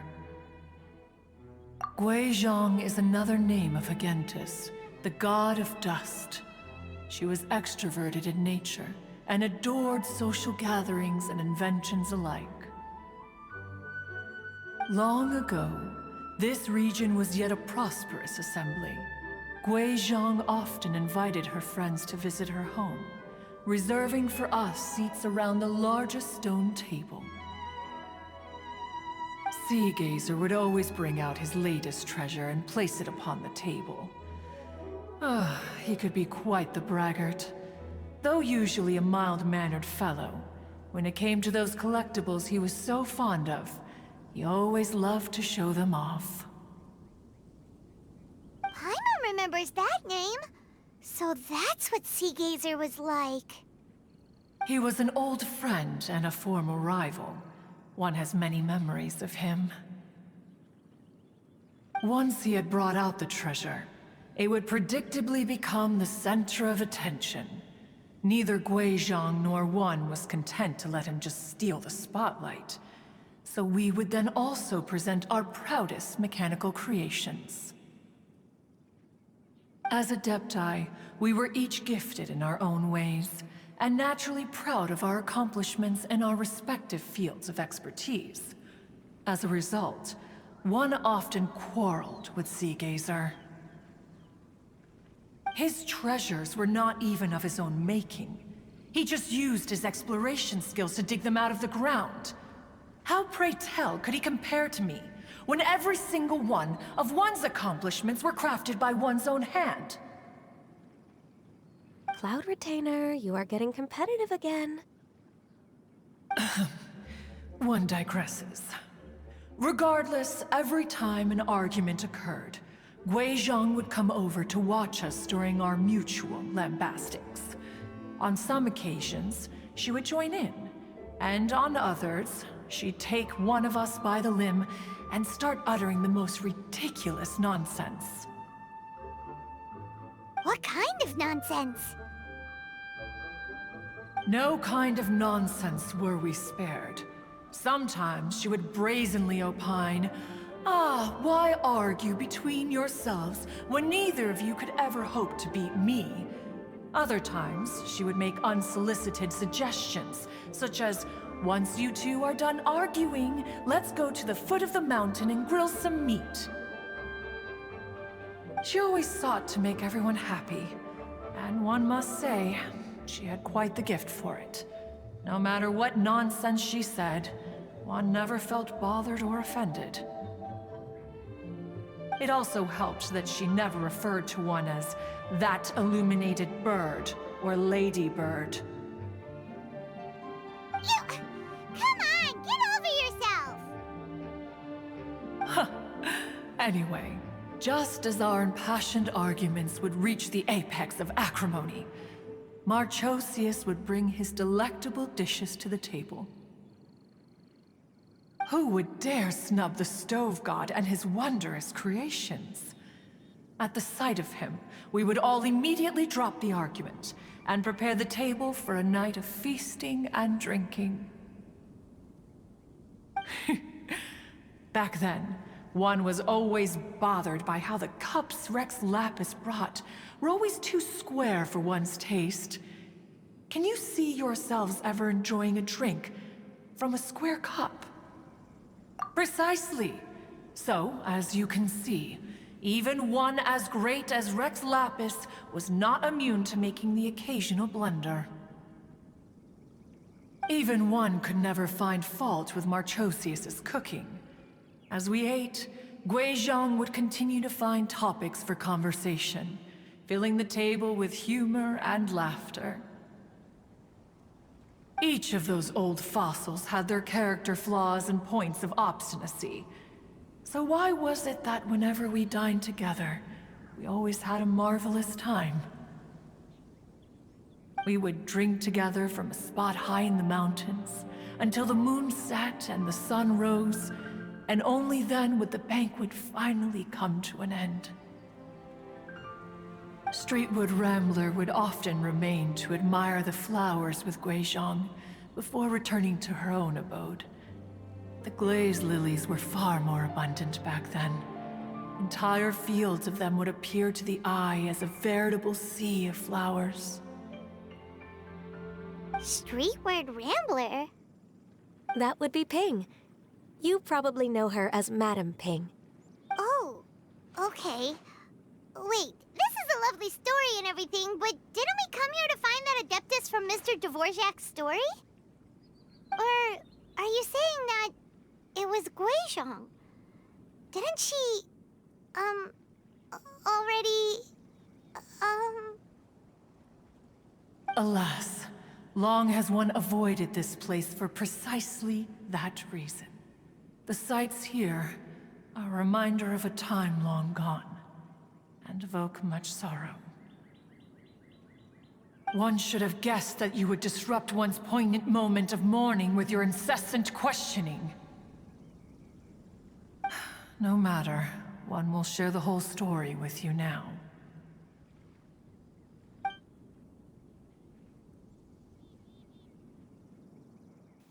In times gone by, one quarreled oft with Guizhong concerning mechanical principles. We each had our ideals, and neither would yield. Under the pretext of a social gathering, one invited the impartial Rex Lapis to judge the quality of our creations. But Rex Lapis declared that Guizhong's obscuro vulpus mechanism was superior. Though one was too proud to acknowledge it, in one's heart, one knew that Guizhong was indeed the superior talent in the mechanical arts. As for the story between Guizhong and Streetward Rambler, that begins with a certain bell. In Guizhong's opinion, while mechanisms were no substitute for human composers, they were yet capable of producing simple but fine melodies. But Streetward Rambler believed music to be an expression of the soul, an emotional enterprise that could never hope to be replicated by machinery. They argued endlessly, until one asked Rex Lapis to intercede. He confiscated the bell and designated it for ceremonial use. Thereafter, one would often find them convening in the mountains, discussing music, mechanics, and all the affairs of the mortal world. But these good times were not to last. War broke out between the gods, and soon engulfed the Guili plains. Guizhong was overpowered by the enemy, and fell in battle. When Streetwood Rambler and I arrived at the scene at long last, all that remained among the ruins was her lifeless body. After this, at Streetwood Rambler's request, Rex Lapis granted her the cleansing bell for safekeeping. To honor our friend's memory, one made a few finishing touches to her ballistic device. Many lantern rites have passed since then. Many greetings and goodbyes. Upon what do you gaze? The Guili Plains? No. It's everything.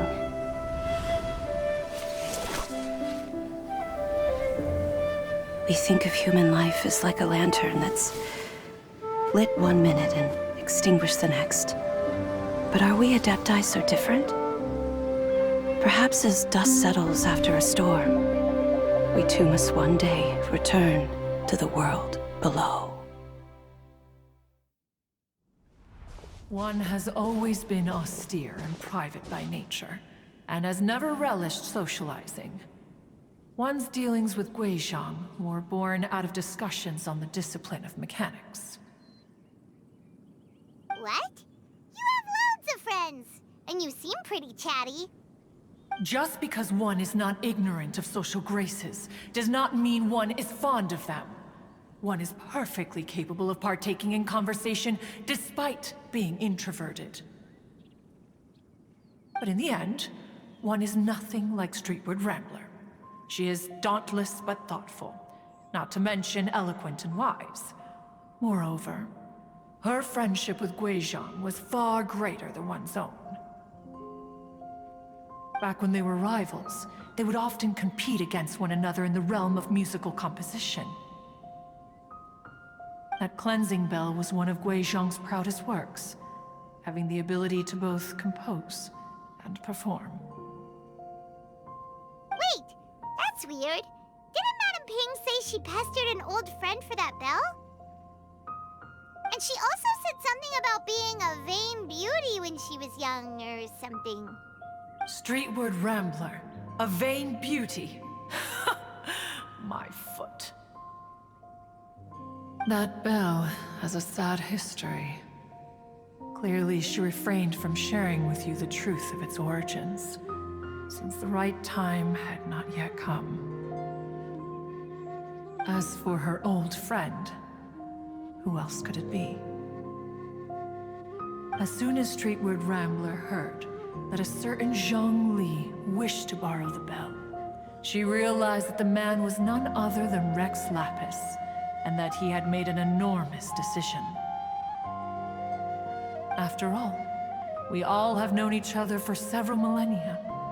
Some things between us are implicitly understood. Whoa! So they were talking in secret code? Oh, Paimon did not see that one coming. Enough of your intrusions. Where was one up to?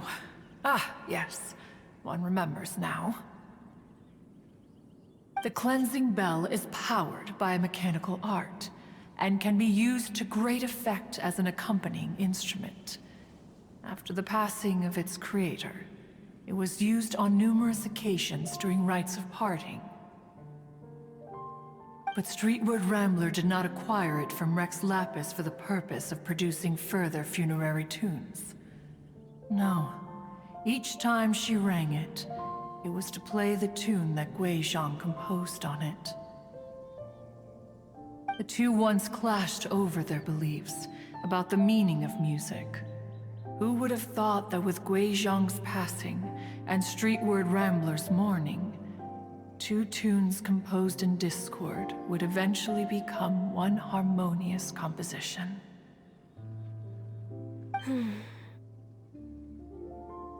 Once upon a time, Streetward Rambler also loved gatherings, liquor, and music. But after Guizhong passed, she preferred her own company. She could often be found sitting alone at a mountain summit, contemplating and reminiscing with her zither. The music would go from mournful to soothing to impassioned. Many years passed before she finally composed a melody to her satisfaction. In celebration, she played the tune to the clouds. Regrettably, one has only ever heard her play that tune once. Which brings one back to the matter you've been investigating. Perhaps it was during that performance that the ancestor of your Fontaine friend fell into the water and was saved by Streetward Rambler. But if she was so happy with the melody, why would she only play it once? One was also greatly perplexed by this. After suppressing one's curiosity for a long while, one finally approached her and asked why she would retire the tune after having spent so long on it. In response, she said, "Though the strings that played that melody survive, the one who inspired it is gone. Tell me, Cloud Retainer, when the one attuned to my soul is no longer here, who else could hope to understand this tune?" Oh, I just remember being taken care of by you when I was young. Once the Archon War came to an end, I stayed behind in Liyue Harbor to honor my contract. Although I met Guizhong a few times, I never knew anything of this particular story. Guizhong was quite the visionary, but tragically passed before her time. Her manuscripts still lie unfinished in the realm of clouds. Blank pages give one cause for contemplation on what might have been. Had you not decided to search for that mystery Adeptus, perhaps these stories, too, would have been lost to the sands of time. As of now, you know the truth. That the Adeptus who rescued the drowning man was none other than Streetward Rambler. Do you intend to discuss this with her?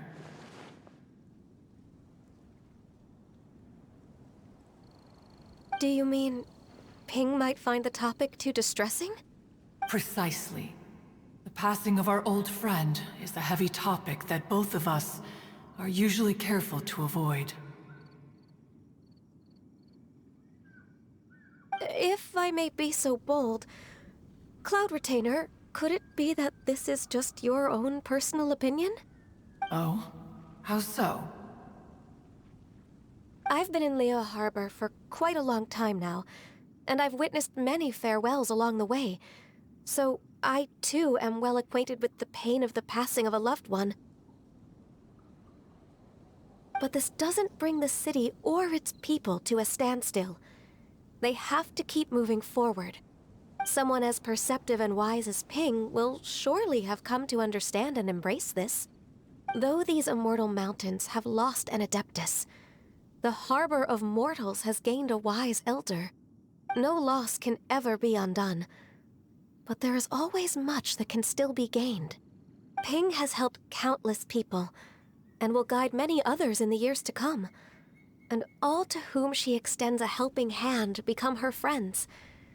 People she can admire flowers and discuss music with.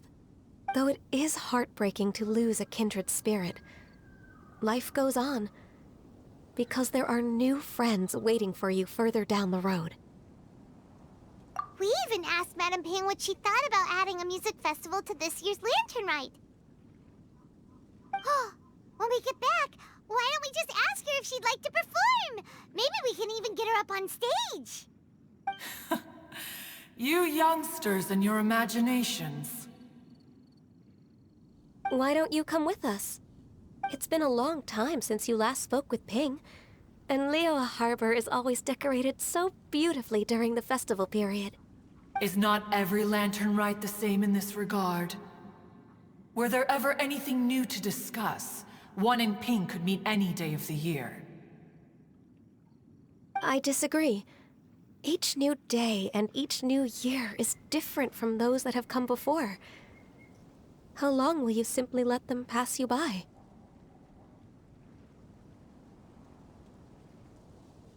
Very well. Then one will be off. If the other old fossils have sneaked away into the city to amuse themselves, one shall soon find out. All right. We should be getting back to the harbor as well. We don't want to keep her waiting. Once the Guili Assembly, now the Guili Plains. Say, if we planted flowers there, and cared for them carefully enough, do you think that one day we'd be able to recreate the sea of glaze lilies? Allow one to take back one's praise from a moment prior. You are still far too given to flights of fancy, child. What? Cloud Retainer? You were still listening? One observed that you were making no effort to leave, and returned to chasten and hasten you. This time, one is departing in earnest.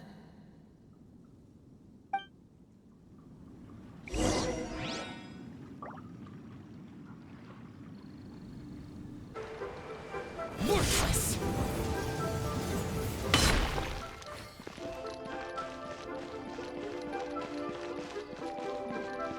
This is a peaceful neighborhood.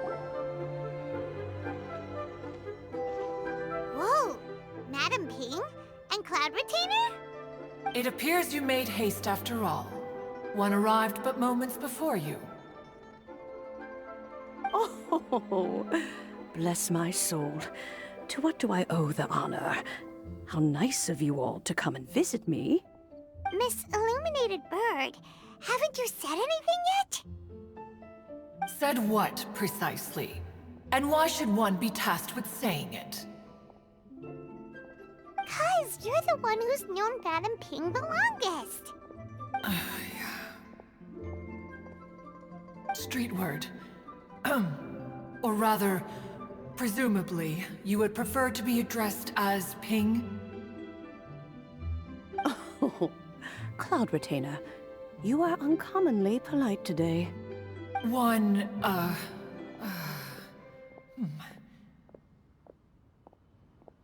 Given that Lantern Rite is almost upon us, the weather in the city is most pleasant, and a sweet floral fragrance lingers in the air. Ganyu, please continue from here. Huh? All right. So, this all started because we were trying to help Mr. Dvorak find the Adeptus who saved his ancestor's life.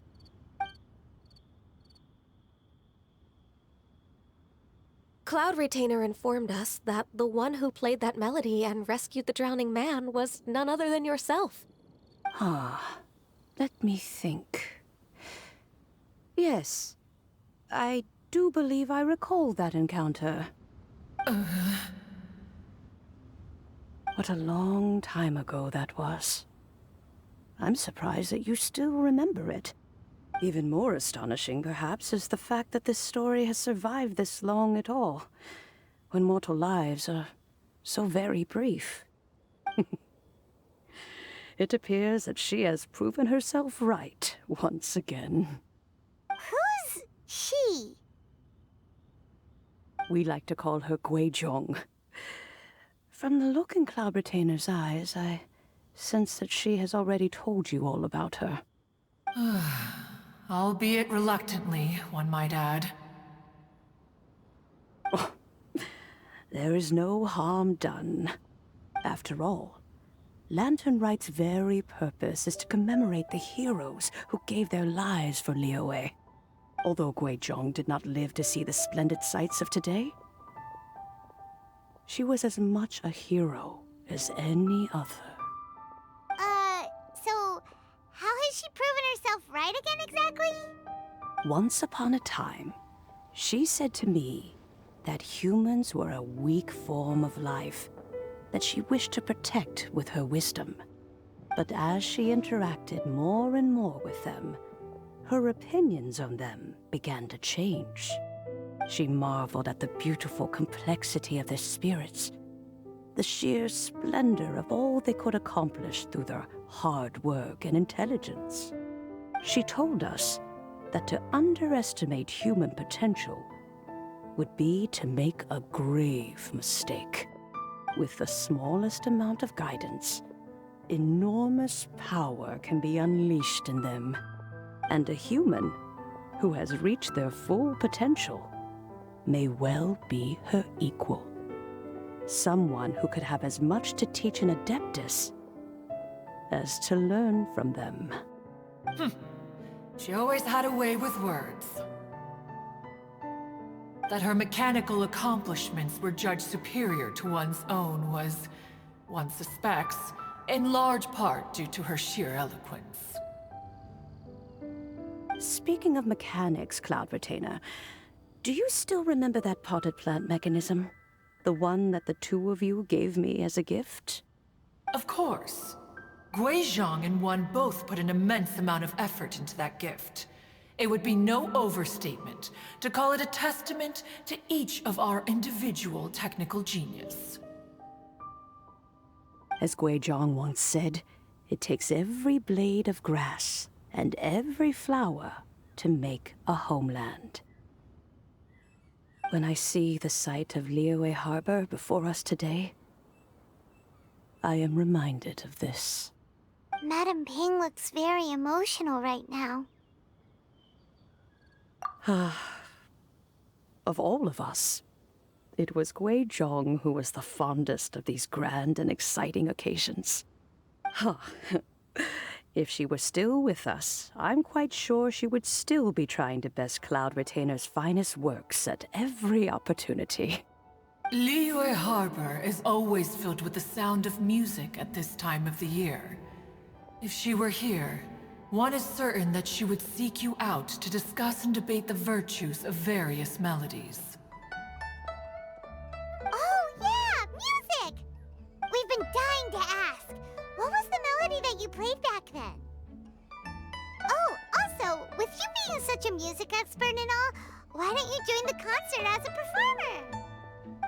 I can make arrangements right away. Oh. As much as I don't wish to dampen your enthusiasm, it's been a long time since I played this zither. My fingers don't have the dexterity they once did, and whenever I play that tune, it always reminds me of her. I start wondering what she would think of the changes I have made to her melody. There was a period of time whenever I started strumming, it almost felt like she was back again. Sitting right there on the stone stool next to me, chatting away. Skybracer and Seagazer too, looking just like they did in the old days. No matter how much time goes by, the moment that melody starts playing, it transports me right back to that time in my memory. So the past still weighs heavily on your heart? Well, I would be lying to myself if I claimed to have completely moved on. But that is not to say that grief doesn't get easier with time. Despite the sadness, I have found many things that bring me joy in life.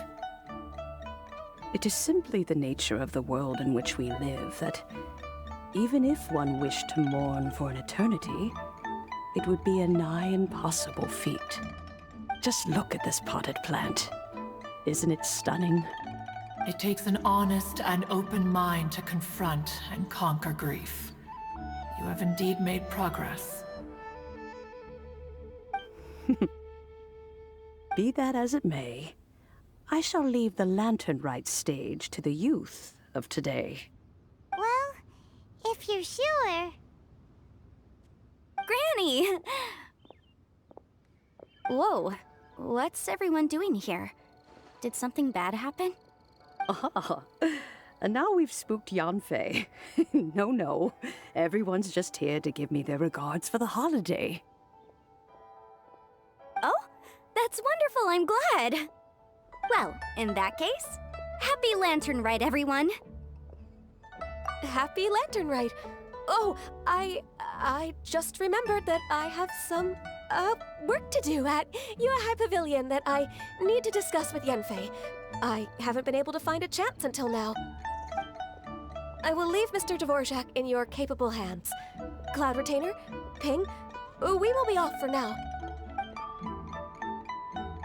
Huh? Does it have to be right now? Which case is this again? Hey, Ganyu! It seems Ganyu still has much to learn when it comes to the art of deception. What a pity. She has learned nothing of one's ability to carry a conversation. Since it's been so long, Cloud Retainer, why don't you stay? I'll make a cup of tea and we can chat a while. Gladly. This was one's intention as well. When you next see the Fontaine musician, please give him my regards. I'd like to wish him the very best with the concert. You got it, Madam Ping. Thank you all. I think you've listened to enough of my nattering for one day. As for that melody, I will play it for you all another time. Goodness knows I need to practice it first. Wow, that'd be great! We'll look forward to it. When that time comes, wherever her spirit may be among the countless grains of sand and specks of dust between the harbor and the mountains, perhaps she will look at the Liyue of today and steal a smile when she sees the prosperous land that it has become. All right, let's go tell Mr. Dvorak the news. Ping, what say you to convening more often in the future? That would be quite wonderful. But I must say, after all this time, I've grown quite accustomed to the harbor. When we are to meet, I shall have to trouble you to make the journey to the city. You sound just like Shenhe. The child is constantly telling one all sorts of stories from the city, as if one was partial to them. Have you ever considered moving to the city, Cloud Retainer? There are plenty of people here to talk to. I think you would find it quite the antidote to the monotony of solitude. And if you looked around, I suspect you would find some young minds with an interest in the mechanical arts. Some of them even worth training. We shall see.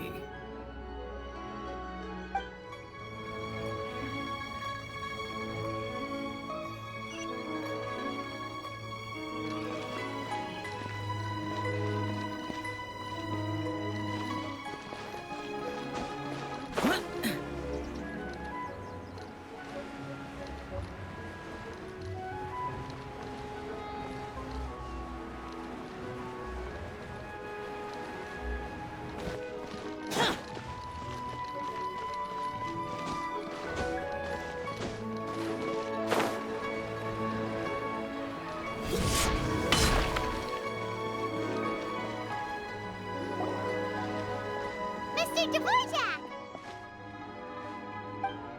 Ah, and Kuching's here too! Thanks for helping set all of this up. Welcome back. Did everything go well? Really, really well. We found the person Mr. Dvorak was looking for.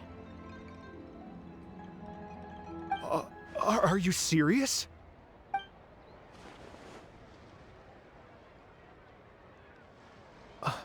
I see.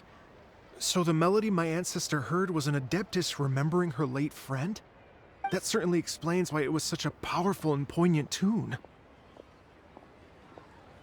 Huh. That's a really interesting first reaction. Guess that comes with having a musical mind. I have to say, though, it's hard to believe that the fairy from the tale is now an elderly granny. Oh, Paimon knows exactly what you mean. Normally, Adepti don't age at all. But Streetward Rambler, or Madam Ping as we know her, probably only became old because it's what she wanted for herself. Madam Ping possesses vast knowledge and great wisdom. Whatever physical form she may decide to take, her mind and wits are as sharp as they come. Yep, Kuching summed it up perfectly. That's exactly what Paimon was trying to say. I think... yes. I must thank her in person. That can wait until after the concert, though. For now, I need to devote all my emotional energy to the performance. Ah, speaking of, Madam Ping wishes you all the best at the music festival. Paimon has a sneaking suspicion that she'll stay in her usual spot, but listen to the performances from afar. Wait, are you serious? Oh no, now I'm starting to get nervous. Okay, alright. Nope, another rehearsal's in order. Please excuse me, everyone. Mr. Dvorak? He's already gone. Paimon wasn't even finished telling him everything. Before we set off on our search with Ganyu, he asked Isabel what music means to people. After our recent adventure, Paimon thinks we have a lot more to say about that now. Please, share your insights with me. Well, we found out that music can be used for good, but also for bad. It can make people happy and moved, but it can also be sad and bittersweet. And music is like a kind of memory written in people's hearts. It can put you in touch with feelings from a totally different time and place. It sounds like you had an eventful trip. Don't worry, I'm sure Ganyu will fill me in on all the details shortly. Wait, does that mean you're gonna carry on working? Mm-hmm. Just a few things to wrap up. All the groundwork is done. As long as everyone enjoys the festival activities, all our efforts are worthwhile. Happy Lantern Rite to you as well. Whew. That should be everything taken care of, right? Oh, no, wait. Paimon feels like she's forgetting something. What was it? Oh, it feels like it was a while ago. Shoot! Latent... Wait, no. Anyway, fancy bamboo shoots! Zhongli said he wasn't in a hurry, so if we went now, there's probably still time, right? Anyway, even if we don't make it, it's not our fault. He could have totally picked them by himself. Ugh. Anyway, let's go check with him at Wangsheng Funeral Parlor.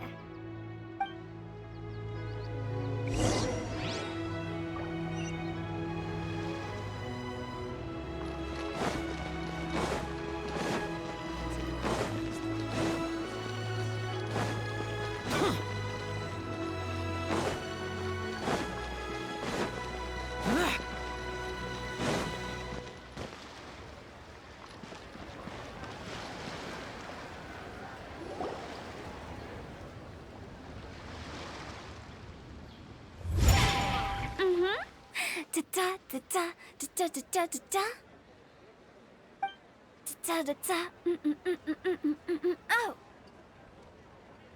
All right, let's take a break here. Oh wow, look who it is! Are you here to hang out with everyone's favorite funeral director?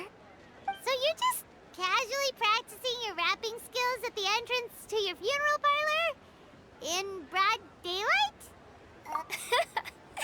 After everything we've been through, you don't see me for a hot minute, and you're back to being scared of your own shadow. We have all this open space, a clear view of the mountains behind and the sea in front. Not to mention we have several invisible audience members enthusiastically cheering us on. It's the perfect spot to rehearse. Invisible audience members? Gotta say, it took me a few days to get used to Director Who's way of talking. Xinyan was pretty spooked too when she first got here. Just like when she sees a frog, but a giant frog with sharp teeth. Come on, knock it off. What's wrong? I've never seen someone look so confused before. Well, don't worry, because Director Who's here to explain it all. There once was a Fontaine musician who went around town on a mission. He came door to door for his iridescence tour, looking for acts to audition. With my words, Xinyan's chords, and Yunjin as our mentor, we'll take the stage by storm with flames roaring and the whole audience calling for more. For sure! The whole dance floor will be yelling encore! Encore! Oh, now Paimon's rhyming along. But when you say flames roaring, are you sure this will be safe? No, don't you worry about that. I'm pretty experienced on the stage, and I've already informed the Yuhong of all the pyrotechnics we're planning on using. Huh. Guess we'll just have to trust Xinyan on this one. Oh, Zhongli. He took one of those fancy meal boxes and set off for the mountains. Said he wanted to pay a visit to some old friends. It's a real pity that he couldn't be around for this. As well as being a true connoisseur of traditional art forms, he's able to appreciate Xinyan's performances too. Yeah, that's right. Matter of fact, he was the one who first invited me to perform here. To tell the truth, though, I never thought I'd really find myself rehearsing here one day. Well, now you know. The Wangsheng Funeral Parlor is a great location. All of you are always welcome to come and hang out here, especially if you're in the mood to try something new. I can speak to that. Hu Tao is always full of fun surprises. And jump scares. Actually, Xinyan, I have some lyric ideas for your part. Do you want to go through them together? Sure thing. I'm all ears. Oh, Traveler and Paimon, I believe Zhongli was heading to Mount Hulao, so make sure you're hiking up the right hill. When you see Zhongli, please pass on this message to him. It's up to him whether he wants to support us at the performance tonight, but I expect him to make time for the upcoming banquet we're planning. No excuses. You should join us too. It'll be a riot. If there's one thing I've learned from being a funeral director, it's how to throw a party.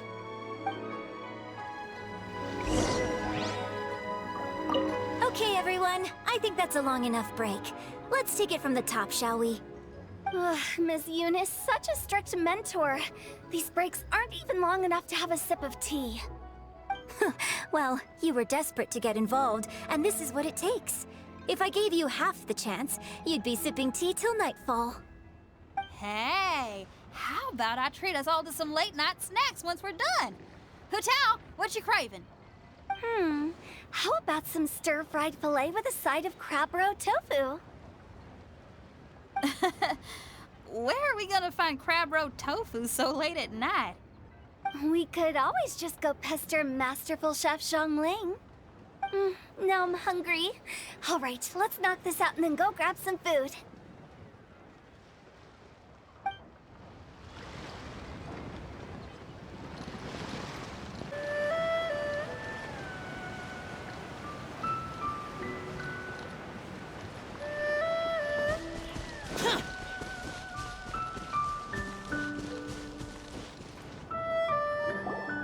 Paimon sees them! It's illuminated deer! And illuminated bird number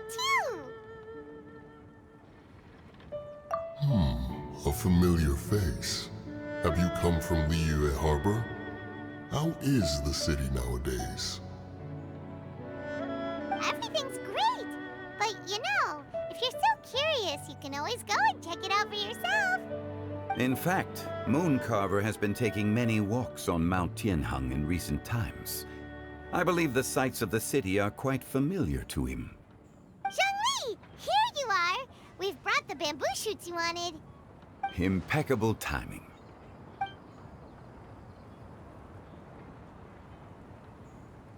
Traditionally, bamboo shoot soup ought to be slow-cooked for many hours on low heat.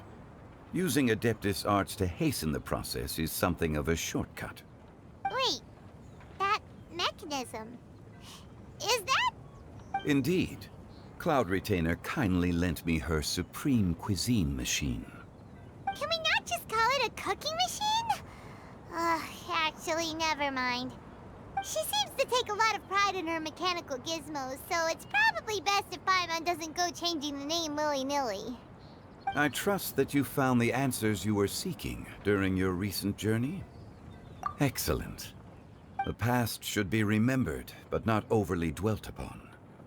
Our journey should be seen as a means to take on more from the world around us. When the bamboo shoot soup is ready, I must insist that you try some for yourself. Oh, Zhongli! Hutao told us to tell you something. She said, it's up to him whether he wants to support us at the performance tonight, but I expect him to make time for the upcoming banquet we're planning. No excuses! When she says performance, she must mean the Lantern Rite Music Festival. As for the banquet, she didn't tell us anything more about that, but she invited us to come as well. As you can see, I have a prior engagement with 2 Adepti friends of mine tonight. Please, give Director Hu my best wishes for the performance. As for the banquet, since the Director insists, far be it from a mere consultant like myself to refuse. Yay! Then we'll see you there? Absolutely. Rex Lapis, the bamboo shoot soup is ready. Thank you. I will examine it right away. The appearance is exquisite, and the aroma rich and intense. The craftsmanship of this machine is commendable indeed. Since you came all this way, you should not leave empty-handed. Please, take some soup. It tastes most exquisite while still warm.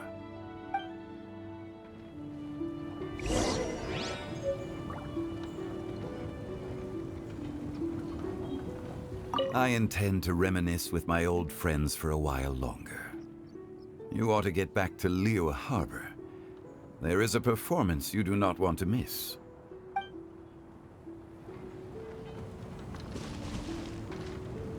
Had one known that Cloud Retainer was in possession of such eminently useful devices, one would have sought to borrow one from her long ago. And yet, since you share my lack of enthusiasm for mechanisms and fine dining, it would have become a mere decorative ornament in your abode. Not so. Had one had such a device to make up for one's lack of culinary prowess, Shenhe would not have had to rely on flowers and herbs alone for sustenance, while under one's care. In that case, shall we rendezvous with Cloud Retainer one day soon, and request to borrow one more Supreme Cuisine machine? A fine idea. A fine idea indeed.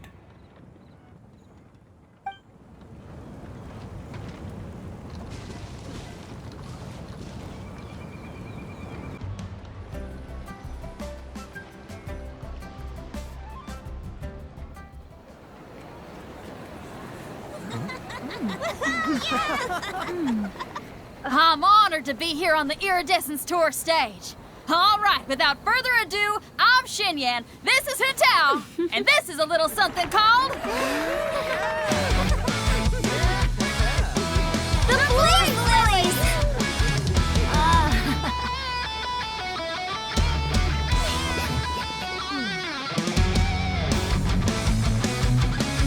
I'm up here blazing trails through the midnight sky, lighting up the world below.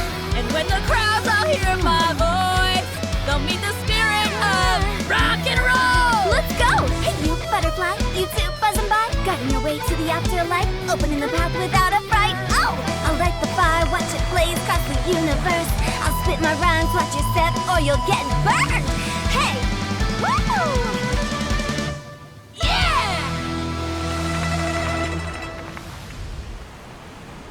Does anyone have any plans tomorrow? With another year behind us, I think we deserve a celebration of our own. My treat. Interested? The Tianquan footing the bill? I can't miss out on that.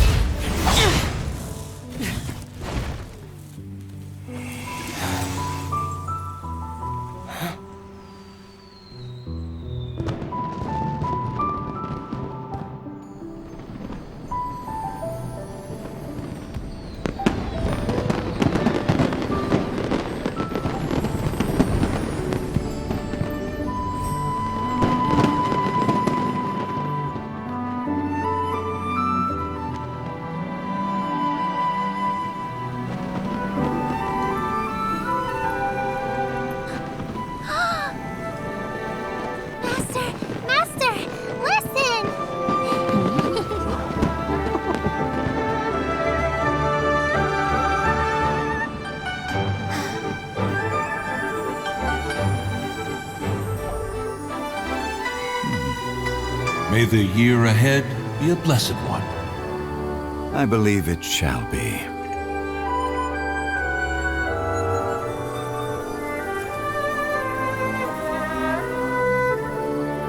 Master, the Xiao Lanterns, Ha! Elementary. One shall fashion for you a Xiao Lantern the likes of which the world has never seen. And you must take it to Liyue Harbor to display its magnificence for all.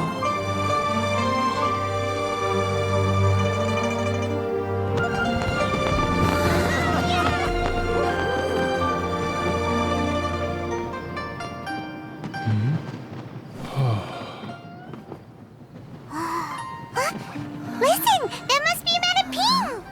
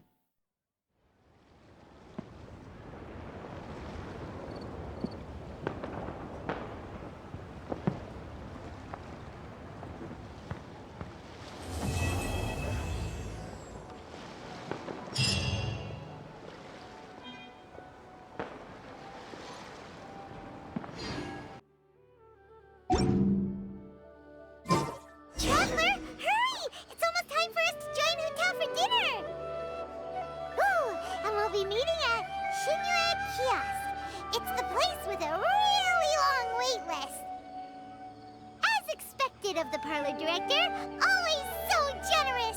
Come on, let's go.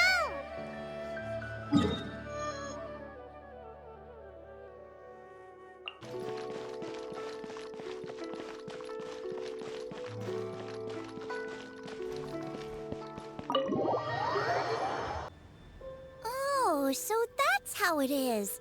Thanks for the suggestions, Mr. Zhongli. I have them all noted down. I've long heard that your knowledge encompasses all things old and new, Mr. Zhongli, but I never knew that you were well versed in the art of cooking, too. It is truly an honor to make your acquaintance. No need for formalities. I too feel humbled to be in the company of such talented young people. There are many things I could learn from you. Oh, you flatter us. If it's possible, may I trouble you to provide a few words of guidance for my practices in exorcism? Exorcism? I can't say I'm an expert in the field, but if you don't mind, we could start by discussing... Whoa, there's so many people here. All we knew was that Hu Tao invited Zhongli over. Paimon never thought we'd be meeting so many old friends. Happy Lantern Ride, everyone! Likewise. Please take a seat.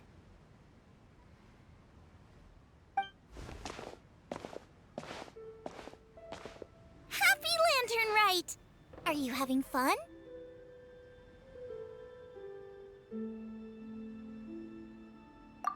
Me too. I've seen Xinyan perform before, but this is the first time I've watched something like this. I heard that the audience loved it too, and she's been receiving quite a lot of performance invitations lately. She's more busy than ever, and Yoonjin's gonna help her. Yep, and they asked us to pass on their season's greetings to everyone. They hope we'll have a wonderful gathering. The performance was spectacular indeed. However, it gave Xiangling a huge burst of inspiration, which in turn gave us a bit of a headache. Us? Did Xiangling ask you to try out her dishes too? That, my friend, is beside the point. Watching you eat was enough for me. Come to think of it, I probably shouldn't have burdened Chongyun with eating my share too. Hold on, Xiangling came up with a new recipe? Let Paimon try! See? Someone here knows how to encourage people. Thanks, Paimon. Oh, and I have to thank Mr. Zhongli, too. He gave me lots of useful pointers that really drove it home for me. Oh, so that's what you were talking about before we arrived. Yes. Since we'll be dining together, the topic of our conversation naturally revolved around cooking. Xiangling's ideas are truly unconventional. Her choices in both ingredients and spices are comparable to a melody dancing on the tongue. My suggestions were nothing more than the icing on the cake. Oh, the two of you always deliver. Now I'm getting embarrassed. Anyway, I'll get everyone to have a taste after I've adjusted the recipe based on Mr. Zhongli's advice. That sounds like it might become a little safer to eat. How about I sample the dishes next time? Speaking of eating, Paimon feels like we're missing someone. Oh, Hu-Tao was the one who invited us, but she's not here. And where's Guoba? Oh, Guoba volunteered to help Dad at the restaurant. You know, lots of people come over to eat during Lantern Rite. Without Guoba helping out, I probably wouldn't have had the time to accept Hu Tao's invitation. As for Hu Tao... The director went to collect a guest. She asked me to stay here and host you for the time being. Seems like it's almost time. Huh? Hu Tao went to fetch someone in person? Oh, that must mean they are super important. Could it be... Kuching? Ningguang? Or Captain Beto? She didn't clarify. And as her subordinate, I couldn't just pry into the details, could I? Ta-da! We're here! Oh, we're not late to the party, right? Right? Good thing the Conqueror of Demons and I are both as swift as the wind. And whoosh, we made it just in time.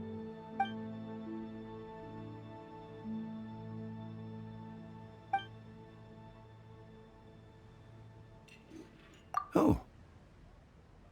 I see. So the important guest is the conqueror of demons. I've been looking forward to meeting you. The director didn't mention anything when she invited us. What a pleasant surprise. Gathered here with us tonight are not only young and accomplished individuals, but also the protector of Leo's peace, Adeptus Alatus. To convene here with all of you is indeed a great honor.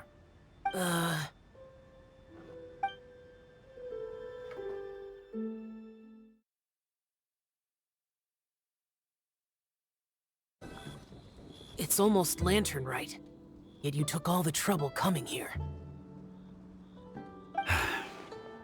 The director has a way of making it difficult to decline. Rex Lapis, may I ask what troubles you? The director asked me to buy sesame oil in preparation for the celebrations. Huh. Then why would you come all the way to Wangshu Inn? I had a pleasant chat with Chef Yanxiao and received some spices from him. And, see? Here's some matsutake and a portion of ham. What about the sesame oil? It's a shame. I couldn't find the kind the director was looking for.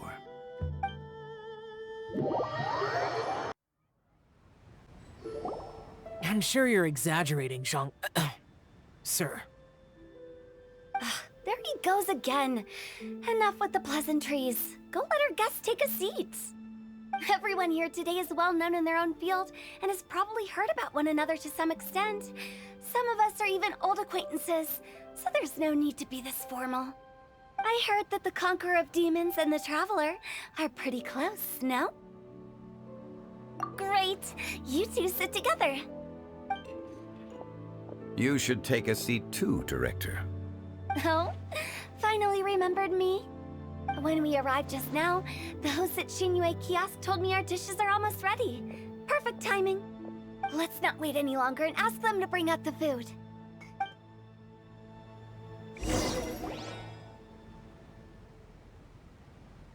Paimon would have never guessed the person who Tao went to fetch was Xiao. Oh, that's also the first I've heard of the Traveler and Paimon being friends with the Conqueror of Demons. You know Xiao Chu? Knowing is a bit of an overstatement. I've always looked up to him. You might not know this, Paimon, but we exorcists have worked in close collaboration with the Conqueror of Demons for many generations, dispelling evil together, both in the open and from the shadows. Hard to imagine that thanks to Hu Tao, I've finally gotten the chance to meet him. Conqueror of Demons, I'm honored to make your acquaintance. Likewise. It is a great honor indeed to have a chance to meet the legendary Conqueror of Demons. Changyun has brought that name up quite a few times in the past. I remember you mentioning wanting him to understand the importance of exorcists. We know each other too. He helped try my dishes during the Masterful Chef's cook-off. I didn't think we'd have the chance to meet again. Happy Lantern Rite. No anecdote, however, compares to meeting you in person. I'm Xingqiu, Shangling and Changyun's friend. The pleasure is all mine. Whoa. Everyone's getting all formal and polite all of a sudden. Paimon doesn't know what she should say anymore. Adeptus Xiao, mighty conqueror of demons, please accept Paimon's greetings too. Belated Happy Lantern Rite. Paimon tried very hard to look for a fancy word, okay? Don't be too harsh on Paimon! There's no need to be so polite. You're right. This was meant to be a nice little get-together between friends after all. Too much formality kills the atmosphere. I didn't plan this gathering only for everyone to walk on eggshells. Hiya. What's your true intention, then? A little get-together between friends, sipping the finest tea and watching lanterns float into the sky, bidding farewell to the past, and embracing the present with joy. And that is something our consultant would say. I think it deserves a standing ovation. Indeed. Exceptional acting skills, Director. As for me, I'm just here to have fun and treat everyone to something good. We all worked really hard this year, whether traveling or guiding, cooking, helping with the family business, exorcising evil spirits, or conquering demons. And of course, our consultant, who's been helping out at the parlor every now and then. Everyone has done some pretty amazing things. As the one who brought everyone together, it goes without saying that I'm the one most deserving of praise. Huh? Sounds kinda self-important, but Paimon thinks it's pretty amazing that she managed to talk Xiao into coming. He rarely ever enters Liyue Harbor after all. It wasn't as complicated as you think.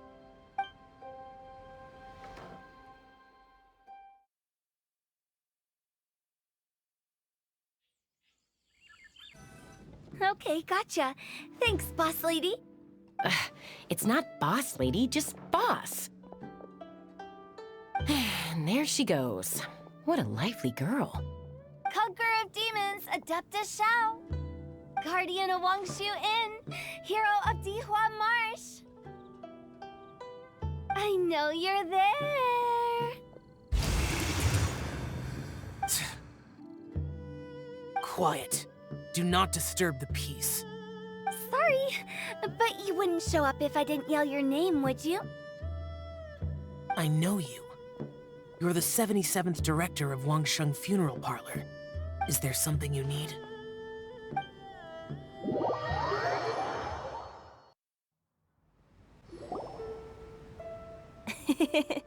That does sound like one of Hu Tao's antics. Did the Conqueror of Demons agree to come so that Hu Tao would stop pestering him? There might be other reasons. Smart guess. Huh? There's more to it? It gets pretty boring from here on. I talked about the funeral parlor's past relationships with the guardian yakshas. You know, just to be sociable. In the time of the Archon War, disputes were frequent, and disaster overtook the land. Humans couldn't escape from the torment of the plague, nor could they escape death. The Adepti vanquished the demons, the Millelith fought valiantly, and Wangsheng Funeral Parlor was responsible for purifying the diseased and sending off the spirits of the dead. That is how the border between life and death was maintained during the war. And it effectively prevented further incidents from happening. That's right. 1 point for the consultant. But despite our deep-rooted connection, it still took me quite a while to actually convince him. You know him pretty well, huh? This matter is out of my control, so I need to be cautious. True, but I've kept that in mind too. That's why everyone here today is in one way or another acquainted with elemental power. Besides, it'll only be for a short while as we dine together. There won't be any lasting consequences. But I didn't expect there to be so many people. There's no need to worry, Conqueror of Demons. We're not feeling anything unusual so far. Our young exorcist over here is protected by his pure yang energy, so he's probably the most resilient. That's not the same. And did you just toss your carrots into my bowl? Hey, don't look away. Huh? What? I'm siding with Chongyun. I saw that too. You're lucky Guoba isn't here today. He hates seeing people being picky with their food. If he'd seen that, he'd definitely make you eat all your carrots. Huh? Guoba would do that? Is he that uncompromising? But now that I think of it, Xianglin told me that Guoba used to be the stove god. It sounds like you've heard the rumors.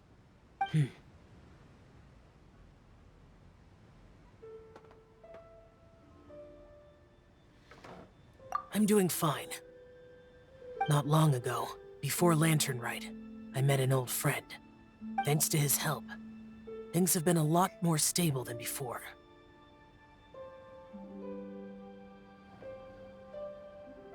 You should know him. He's...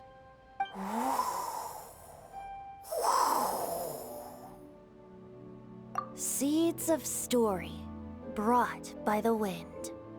And cultivated by time. Did Paimon just unconsciously complete that thing? That voice. Could it be?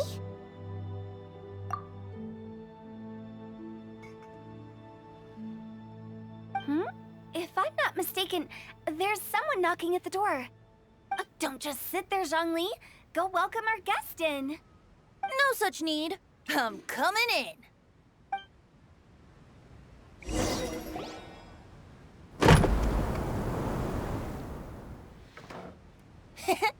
You finally let me in. Hello, hello. No matter if we've met before or not, this moment marks a brand new encounter. Old friends and new. Happy Lantern Rite. Oh, it's the tone-deaf bard. Oh, he seems to carry a valiant breeze wherever he goes. It looks like we're gonna be friends. Fate has brought us together, so come on, take a seat and be my guest. Help yourself. Oh, I'll ask them for another set of cutlery. This young lady here is as bright as a fresh bouquet of flowers in the morning's rising sun. She no doubt is the one with the most authority here. Whoa, these dishes look amazing! Is it really okay for me to join in? All right, I'm digging in. Huh, it's you. Oh, isn't this Genyu? Genyu? Yep. Now that I've taken a closer look, you're a fan of Genyu's works, aren't you? I met Xingqiu at a light novel convention. Ah, how I wish we'd met sooner. I never expected that there'd be another person in this world who could interpret Genyu's new novel as thoroughly as I could. Venti, you're being too humble. Considering your poetic talent, your fundamentals are way more impressive. Could this new guest be Master Xingqiu's friend? Yeah! Xiao, you remember me too, right? We had a chat not long ago. Yes, yes. Monsters become more active than usual as we get closer to Lantern Rite. I was patrolling Dihua Marsh a few days ago, when I happened to run into this... You've already forgotten? I'm a bard, remember? And bards go around singing wherever they like. Oh, right. And this bard was performing in Dihua Marsh. It was a moving melody, and it made me feel relaxed and at ease. I couldn't help but stay and listen. Thank you for your patronage. I understand now, too. I'm Zhongli, currently working at the Wangsheng Funeral Parlor. It's a pleasure to meet you, new friend. And I'm his boss. Oh, and if there's anything unsatisfactory, let me know anytime. That's very considerate of you. Oh? No wonder. Only a boss as savvy and reliable as you would be able to hire such an impressive consultant. Oh, you're too nice, Venti. Not to brag, but our consultant truly is impressive. His knowledge extends across the stars and the land, and there's nothing throughout history that he doesn't know. From the sophisticated way he speaks, it's hard not to suspect that he could very well be an adeptus in disguise.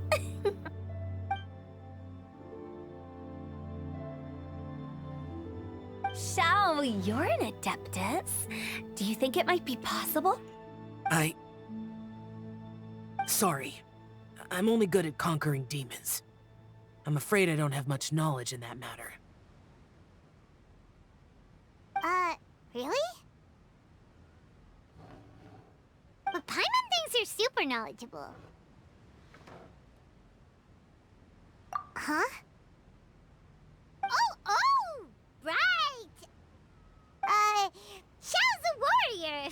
He doesn't come to the city very often, so it's, pretty normal for him to not know anything. Yeah.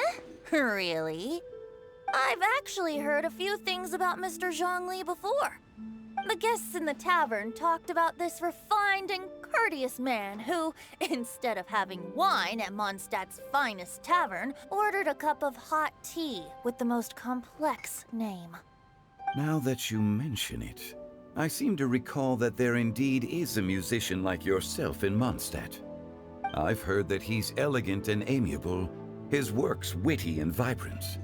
It's no overstatement to regard him as the best bard in Mondstadt. Now you're making me embarrassed. I would say that Mondstadt's poetry is a little run-of-the-mill sometimes. There's one I heard a while back that went, "The old house is renewed, welcoming the spring breeze, awakening old memories." The meaning's there, but the word choices are unimaginative, and there's a distinct lack of literary flair. I think so too. The composition needs a little jazzing up. If I were to give it a go, I'd make it an old melon on a vine, a new flower that grows fine. Oh, good one! It feels unique and has a nice ring to it. You have great taste, Venti. I was right about you. Let's shake hands.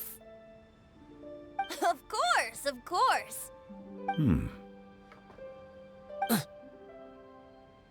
Hey, Shincho! Mind lending me a few books when we get back? Pick out some well-written ones.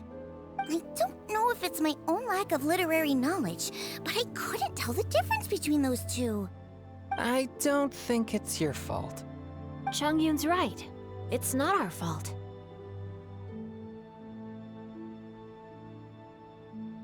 Oh, you have a point. But speaking of, why is the Tone Deaf Bard here? Are you here to take part in Lantern Rite too?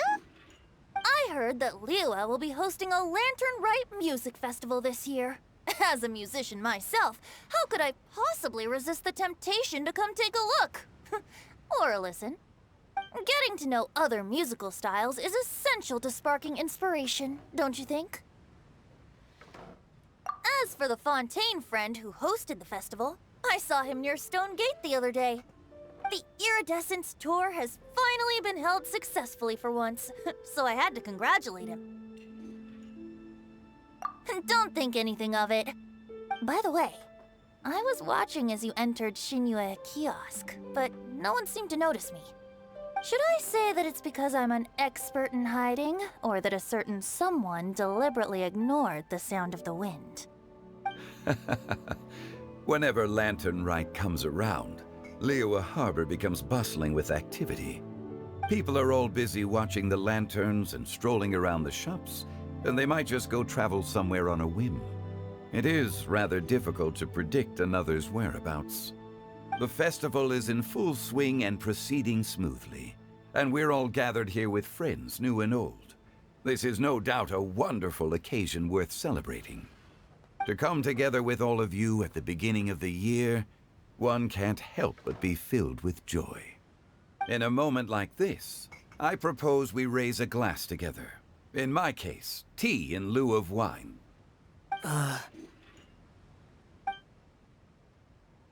Very well said, Mr. Zhongli. That was exactly what I wanted to say. Now I'm getting a little self-conscious. I didn't cause you too much trouble barging in like that, did I? We usually drink wine during occasions like this over in Mondstadt, but since Mr. Zhongli insists on drinking tea, I'll give a toast with tea too. Everyone, thanks for the treat. You're welcome. As the host of this gathering, I hope everyone enjoys the food and drinks. May this year be better than the last. Considering that everyone may have other matters to attend to later, sticking to tea seems like a good idea. All of a sudden, they started proposing toasts. Should we? What's with the urgency?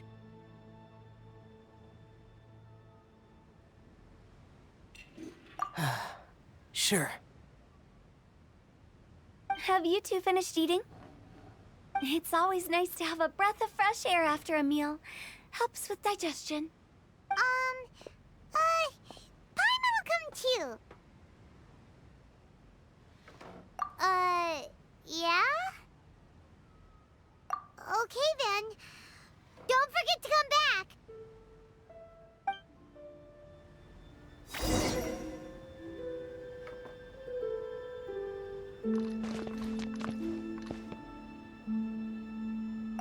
It seems like our new friend is an expert in wine. I deserve no such praise. I only drink for fun. It's nothing compared to your expertise. I'm glad we're only having tea today. What if I got drunk and said something nonsensical? I'd surely become an object of ridicule to someone I've just met. No such thing. I wouldn't dare disrespect the director's guest.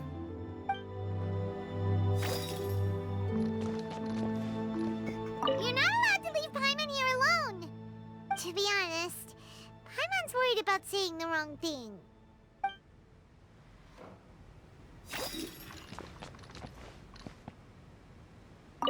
Did you talk about anything interesting before we started the meal? Anything fun I missed out on? Oh, we were talking about cooking. Mr. Zhangli told us that he went on a trip to Xiaoyang Village the other day and got a hold of some uncommon ingredients. Tea seed oil and sesame oil. He suggested I try using those in my new dishes. Oh, no wonder he left his post for so long that day. Those ingredients would be difficult for anyone else to find. I guess I'll need his help next time as well.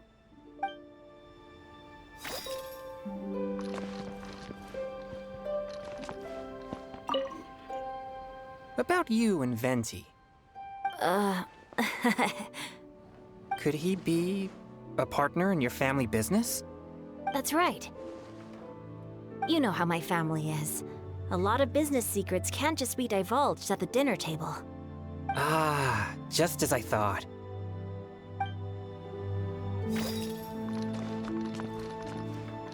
Let's depart.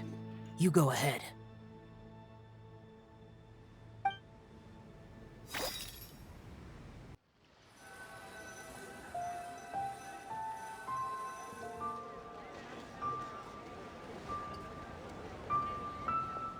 Are you all right?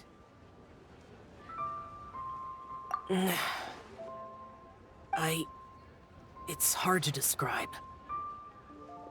It's not that. There were those among the Adepti who loved gatherings and idle chit-chat. Sometimes they would call up a few others for a drink. Even I got dragged along to their gatherings many times. The Adepti all have their specialties, making most of them proud and arrogant. Everything they say is straight from the heart. It never gets too complicated. But this time...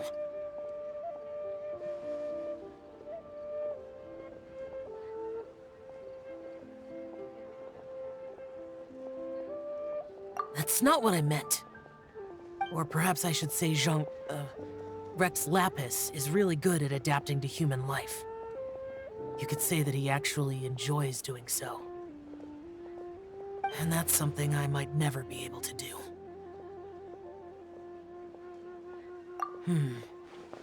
It does sound like something you would say.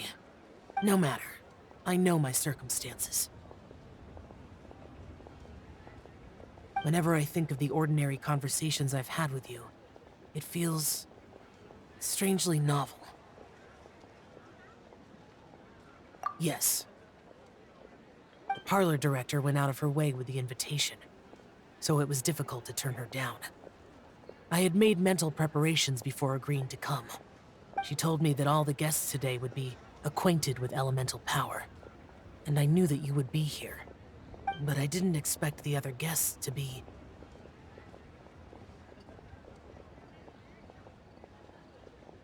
General Capisis always said that we should live in the present and enjoy every pleasant surprise. Perhaps that's what I should do with what I'm feeling now. But I think he meant designing clothes for those around him. The clothes were intricately designed, but inconvenient to wear. Brother Bosacius never tried to hide his distaste in front of him. Rex Lapis did like his designs and even collected quite a few. The outfit he wears now was also designed by General Capisis himself. I never saw him wear this during the war. I didn't expect him to start wearing it later. Oh, here you are. I'm not intruding, right? You're not. What is it? Hu Tao saw that everyone's done eating and asked the staff to bring out the desserts. Paimon got so anxious that you weren't back yet that she scarfed down her dessert without the usual slurping and munching. To be honest, I was kind of worried too. You looked a little restless just now, and I thought you weren't used to the food here and was planning to head back to Wangshu Inn for something Yanxiao made. You're worrying too much.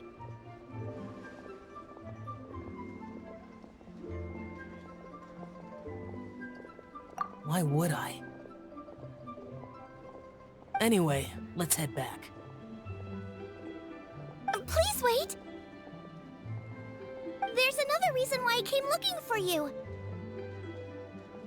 Here, take these. I brought them for you. Almond tofu?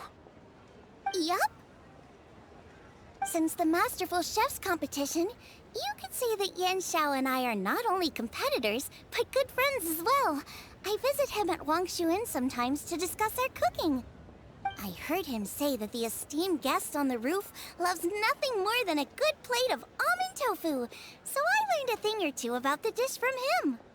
I'll be honest, before Hu Tao invited everyone, she secretly came looking for me, told me about the guests she planned to invite, and asked me for some suggestions on what she should order. So I made a few servings of almond tofu for you guys in advance. Take them as a token of gratitude for your support. When I told Guoba that I was making these for you, he started eagerly running around the kitchen and helping a lot too. Thank you for the trouble. There was no need to... I'll take them. Thank you. And Guoba too. You're welcome. Oh, the almond tofu I made probably tastes and feels a little different from the type Yanxiao cooks. Please let me know if there's any improvements I should make. Okay. That's all. Alrighty, we should head back now. We can't keep Paimon waiting.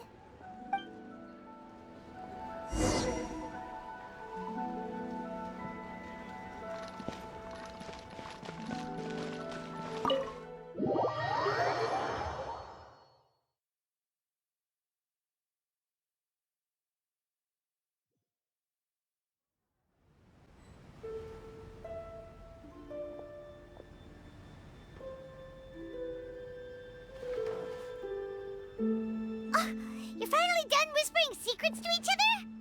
So much for promising Paimon you'll be back soon. How could you say that to Paimon? In that case, besides having no sense of time, Paimon will let you know what having no sense of fullness looks like. Your dessert is all Paimon's. Sorry to keep everyone waiting. No worries, we're all just chatting here. There's no serious business to take care of. Whether we're chatting outside or inside, it's all the same. Paimon's too busy eating to talk to you. But even though we're all well acquainted by now, I think this festive gathering deserves something ceremonious. Oh? Is this some local custom? Nope. This is something I made up so that good luck will be on our side, that's all. Spontaneity is the best choice to make here. Let's use this incense burner on the table. It's been lit for so long now that the incense is running out. I'll leave refilling and lighting the incense to the most distinguished guest among us all. Lighting the incense will signify continuous growth and prosperity in all our endeavors in the new year. I see. Perfect symbolism, as expected of Hu Tao. And speaking of the most distinguished guest here today, I'm sure we all agree that it's Mr. Zhongli. I'm not very familiar with the details of his past deeds, but chatting with him has been a real eye-opener. even for a bard who has traveled all across the world. If knowledge were a form of power, one could even say that you're a wielder of unlimited strength. But when it comes to having a way with words, the notable bard is certainly one cut above the rest. I just happen to have a good memory. It is such an unexceptional skill, yet you made it sound like an unparalleled talent. I am truly impressed. Since we all get to nominate someone...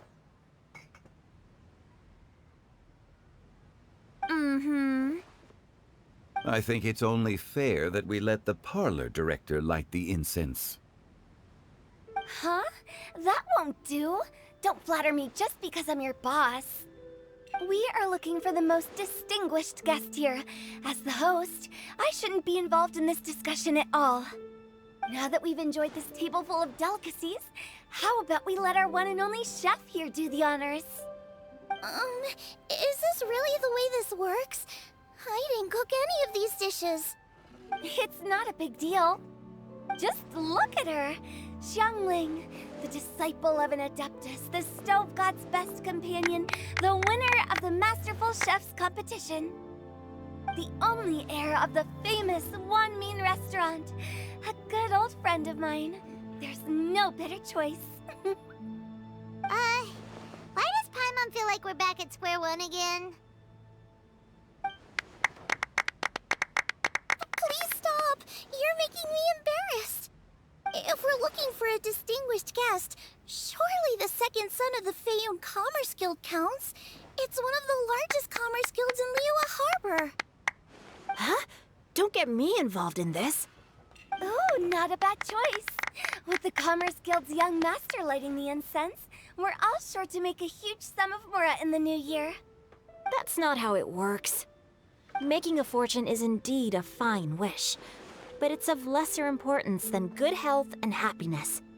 Which means we should choose Chongyun, the skilled exorcist who keeps everyone's home safe from evil spirits. Huh? Now you're nominating me? I can't be the one when we have the Conqueror of Demons right here. Adeptus Xiao has the most seniority among everyone here today. We should... I refuse. I am most certainly not the most distinguished guest here.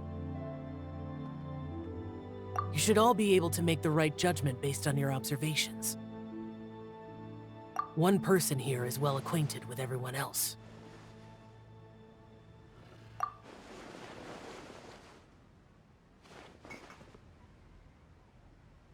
Oh, that's right! Even though you're always mocking Paimon, you're still pretty popular with other people. No, wait! Paimon said she wouldn't talk to you again. Huh? Who else is there? Huh? Huh? Does that mean Paimon's the most distinguished guest? Oh, well, that was unexpected! I agree. Paimon's just the one we need. Without a friend constantly by your side, a long journey would become dreadfully lonesome. But once you have someone there to brighten up the atmosphere, everything along the way will become lively and vibrant too. Ah. The traveler has traversed many nations and left behind a great deal of fascinating stories. But without Paimon, they would have become quite monotonous. Paimon plays an indispensable role in making your journey a happy and smooth one. You guys, Paimon's not used to being praised like that. Those were genuine compliments, right? Thank you. You made Paimon wait for a long time, but Paimon's not mad anymore. Don't take everything to heart, Paimon. Friends tease each other all the time. That is indeed true. That means Paimon is as important to the traveler as Guoba is to me. Looks like we've come to an agreement. Any objections before we proceed? I trust the traveler's judgment. Then Paimon it is. And now, the world's most excellent traveler's greatest companion, guide, and friend. Paimon will be refilling and lighting the incense for us. Here you go. Take the match, and don't burn yourself. But if things go really wrong, here's the 2-for-1 coupon.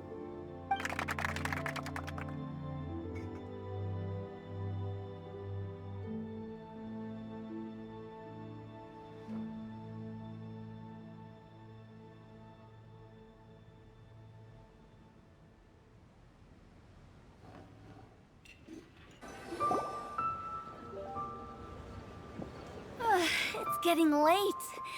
I won't take up any more of your time. You're all free to go as you please. Yep, the tea was amazing too. You don't have to go all polite on me. Just remember to come when I invite you next time. Let's see. It's dark out, so I'm going to accompany Xiangling, Xingqiu, and Changyun back home. As for the rest of the guests, I'll leave them to our consultant. No need. I'm headed towards the harbor to meet a friend on the ship. There's no need to trouble one such as Mr. Zhongli. I think you know the place I'm talking about. Come meet me anytime. It was great getting to know you all. Let's meet again when the spring breeze begins to blow. Bye. Oh, we should write poetry together sometime.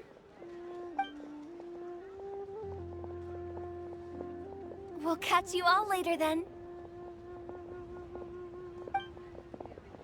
Don't forget to return to the parlor later. There's something I need you to do. Understood. See you later. Well then. Rex Lapis. Just Zhongli will do. I live as a mortal in Liyue Harbor now. I am just one among many who begin work at sunrise and retire to rest at sundown. If we were to consider status and seniority as Zhongli, I should be respectfully referring to you as Adeptus Shao. Heaven forbid.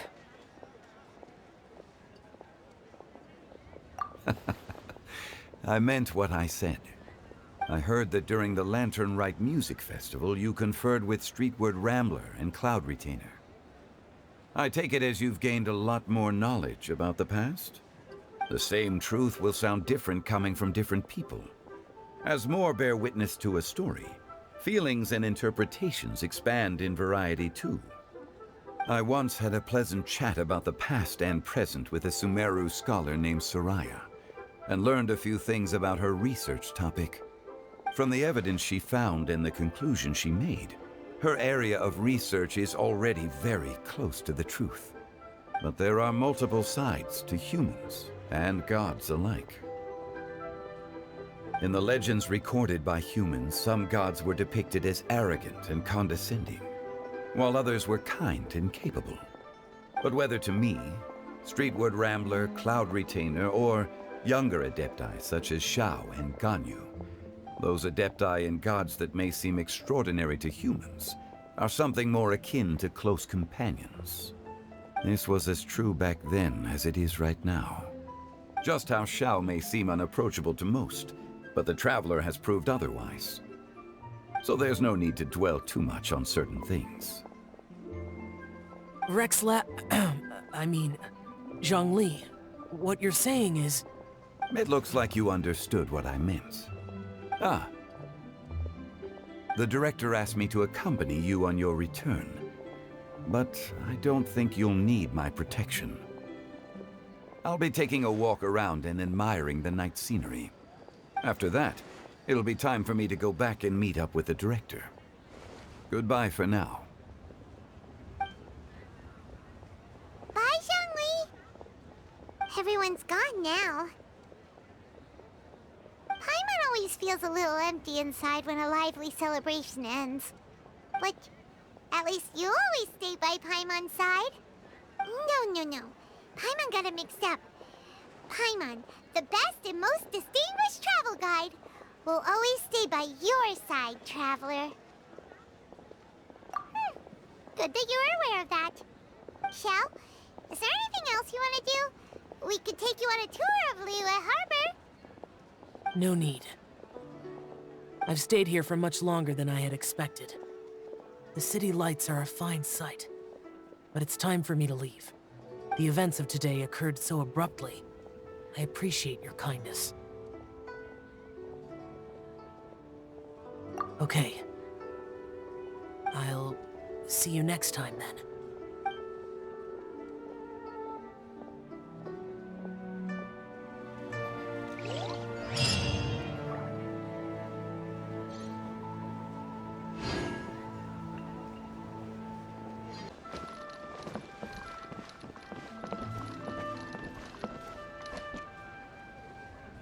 The Lantern Rite celebrations are getting better by the year. Such wonderful music. Dr. Baiju, I've brought the herbs. Who are they for? The singers. Performing at a music festival is very demanding. Using these herbs in good time will protect their voices from damage. Oh, that's why you were preparing them all night. I dared not neglect the Yuheng's request. Her messenger was quite insistent that it should take top priority. Let me double check again. This one is for...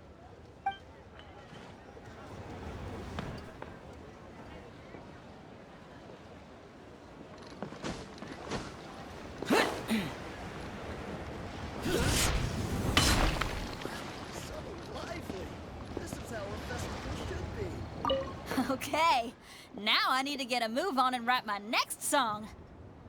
Listen to you. You only just fulfilled one lifetime dream. Are you really thinking about your next goal already? Don't try to tell me you ain't the same way.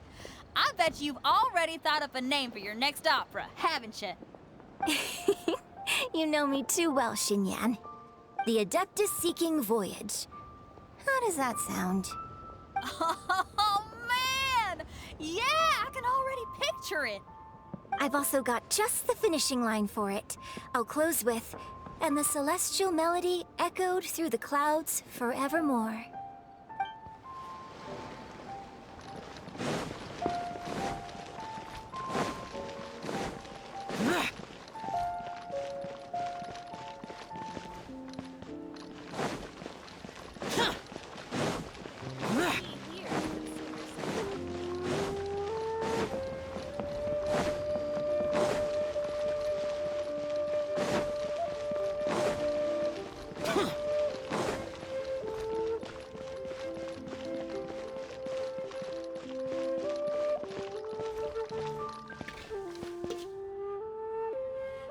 The vegetables are fresh, and there are enough wheats and grains stocked up. I'll pass on the seafood. Oh, it's you. We meet again. Surprised to see me here? It's the director's orders. Xiangling worked all day and night at the restaurant during the festival and didn't get to have any time to enjoy the festivities. The director sent me here to help out in the kitchen so that Xiangling will have some time to herself. But with someone as hardworking as you around, there seems to be nothing much for me to do. It feels good seeing my old friend in the kitchen, fetching ingredients and lighting fires. Perhaps I should borrow Cloud Retainer's supreme cuisine machine to speed things up. You'd still prefer to make them by hand, but of course.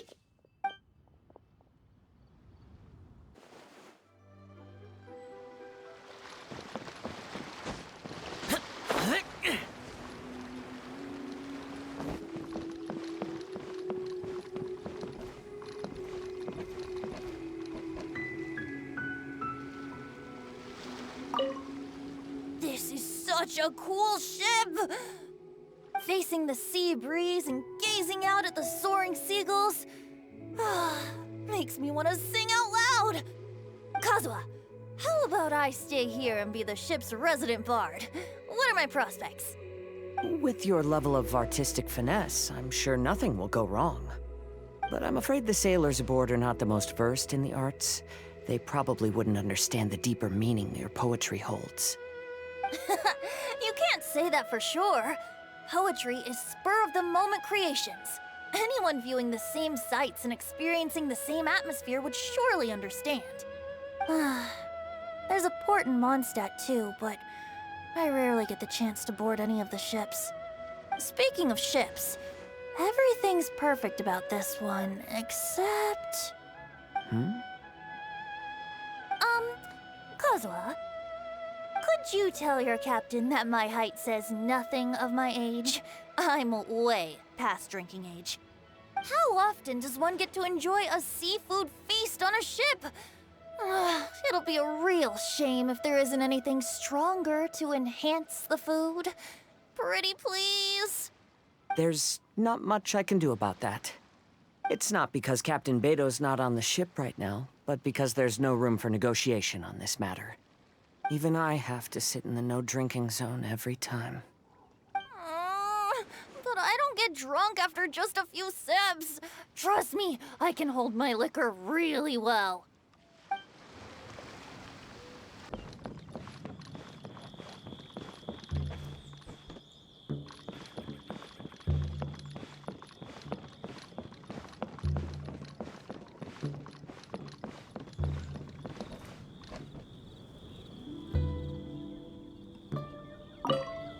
Yen Xiao just came up here with some almond tofu, but I haven't finished everything Xiangling gave me yet.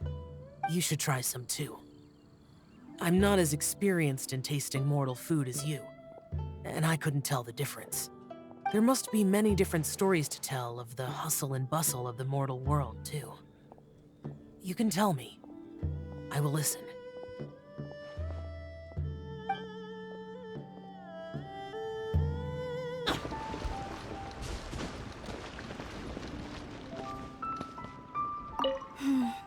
Granny, you play so beautifully. Do you think you could teach me? Oh, child, you simply never stop, do you? This festival is a rare chance to rest and relax. But here you are pestering me to teach you this, that, and the other. Don't worry, Granny. I'm a fast learner. And anyway, the sooner I start learning, the sooner we'll be able to perform a duet together. A musical duo is only as good as its weakest link. So you gotta teach me all your secrets, okay? All right. Well, you can start by making me some more tea and leaving it to cool on the side. Sure, Granny.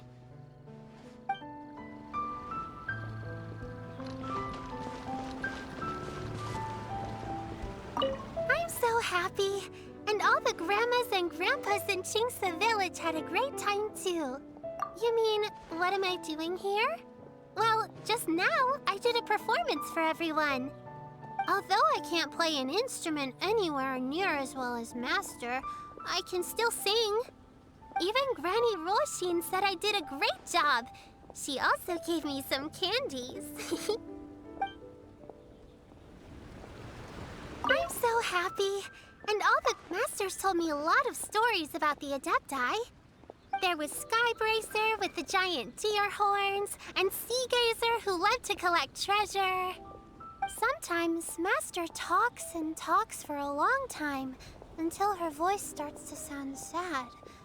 But then she always breaks into a smile again, and tells me all of the things each of them loved best about Liyue. I love everything about Liyue. Some of the Adepti are gone now, but it's okay, because I'm gonna help take care of everyone in their stead. I'm so happy. And all the I'm happy that Mr. Dvorak found the fairy lady from his story. And I'm also happy that it turned out it was Master all along. Also, I helped out this time too, didn't I? So that means I was paying homage to my master? Oh, also, Mr. Dvorak got one of his friends to bring me a toy from Fontaine. I like it a lot. At first, I didn't know whether I was supposed to accept it or not, but then Master said it was okay, so I did.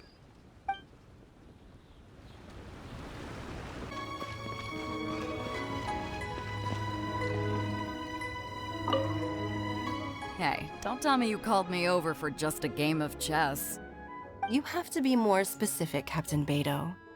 Is it that you find playing chess an uninteresting activity, or that you're unhappy about my lack of novel ideas?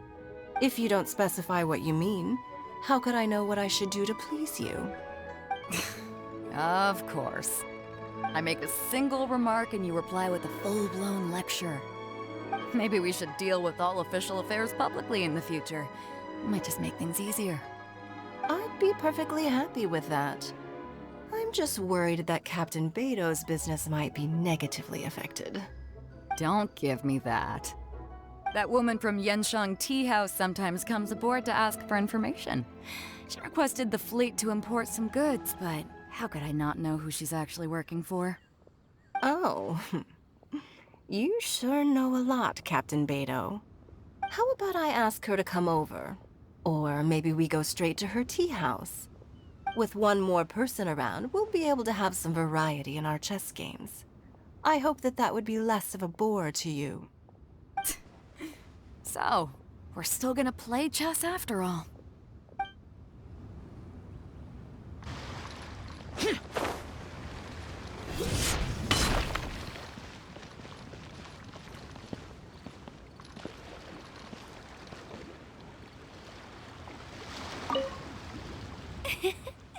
Singcho, you have to be honest. Hmm? Honest about what? How did you and Venti really meet? Why are you suddenly asking that? Huh? Aren't they book buddies? Yeah, we met a few times at a book convention. That's all. Oh, really? With that extraordinary demeanor and literary talent, he's definitely not just any bard. If he's someone that could hold his ground in a conversation with a consultant, he needs to at least be as talented as me. Perhaps you're overthinking this matter. Hu Tao, Shincho wouldn't lie to us. Okay. I'll tell you the truth. Huh? Singcho! I'm actually a fan of Venti's poetry. You all know that I love reading, and sometimes come across poetry from Mondstadt. Among those works, I admire the ones penned by Venti the most. Just as Hu Tao said, his artistry is the reflection of his personality, remarkable grace and exceptional literary talent. I guess Venti didn't tell you the whole truth back at the restaurant, because he didn't want to embarrass me in front of everyone. He's such a considerate person. Yes, right. I can confirm that. When Singcho was busy with other things, he asked me to buy him poetry books in secret. I see. That didn't sound like too much of a big deal. You could have told us right away. Well, I'm telling you now, aren't I? Oh, so that's your story. Forget it. Let's drop this topic. It's not often that the four of us are all together. What should we do next?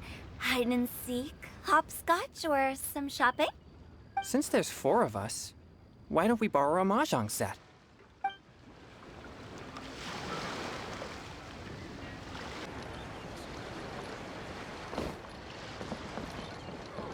So, you really like concerts, huh?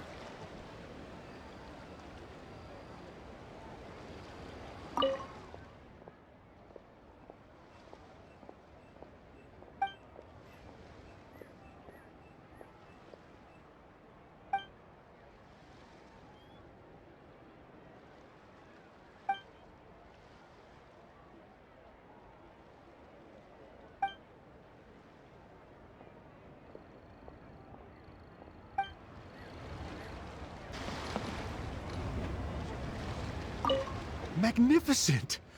Absolutely magnificent. Yes, when I heard the music coming from up in the clouds, I was so stunned I could barely think or move. I felt like it had a special kind of hold over me. Or maybe it was the adeptal power within the music. And the ensemble at the end was truly sublime. I felt like I would have started to cry if I hadn't been one of the performers on the stage. Magnificent! Well, Lady Ningguang, the Tianquan of the Liyue Qixing, has invited me to visit her again at Yujing Terrace to discuss a long-term collaboration plan. I do hope everything goes well and that we have more opportunities to collaborate in the future. The next time we have another performance, you'll have to come. I will save the best seat for you.